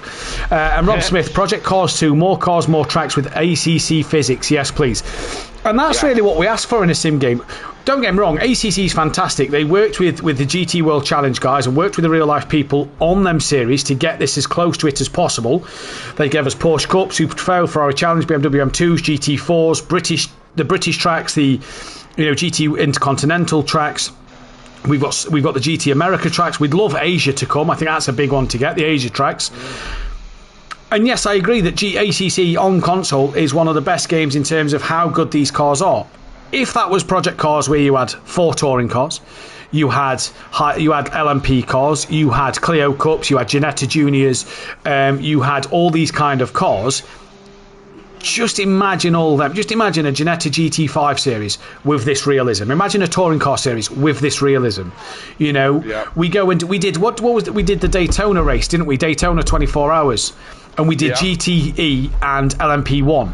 Imagine LMP1 or Hypercar now with this. Oh, mate, the Tordoc's finished. Just come across the line. Yes, he did. To be fair, the clock just run out, and really just run out about 2 seconds before he crossed the line. So it was Tardoc with the win. Just coming across the line now is going to be in second place. That's the way they've been most of the time. Friedman caught a bit of the gap back up, but he's going to take third place.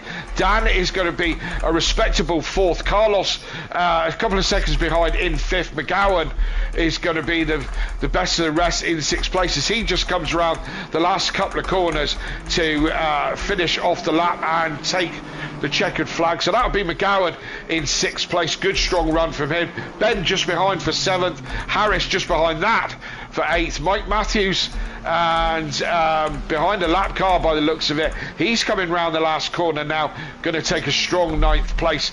Skunky, probably not what he wanted, but he finishes in a higher position than normal, 10th place. Sky Schundermeyer is now coming round the last corner to be your 11th place man. Ones that have already taken the flag is Darren Yeo, Clouden and Matt Wright. They've already taken the flag because they're a lap down.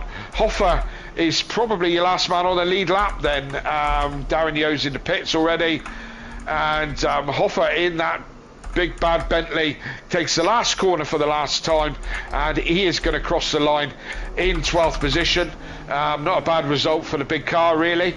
And he's going to come across the line now for that. As I said, Daz is in 13th, Clouden 14th, Matt Wright 15th, Kieran O'Reilly 16th, Overtaker ends up 17th and 130 points. And if he had any more points taken away from him, he'd be going back to Australia. Hubert, 19 laps down, is your 18th, is classified as 18th, Viper classified as 19th. Dennis Newman disqualified 20th.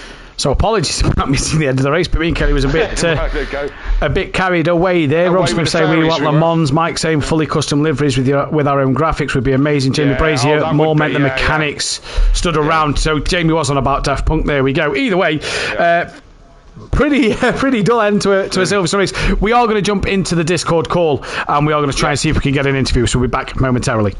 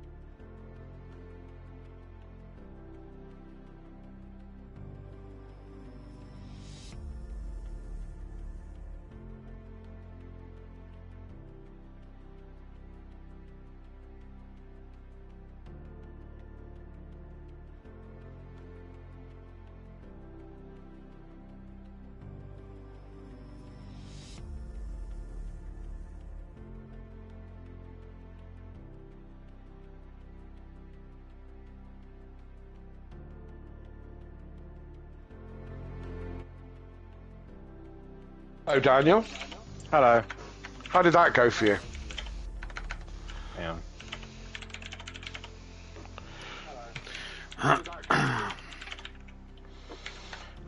I mean, best it could gone. What happened at the last lap of the sprint? You lost it in Beckett's.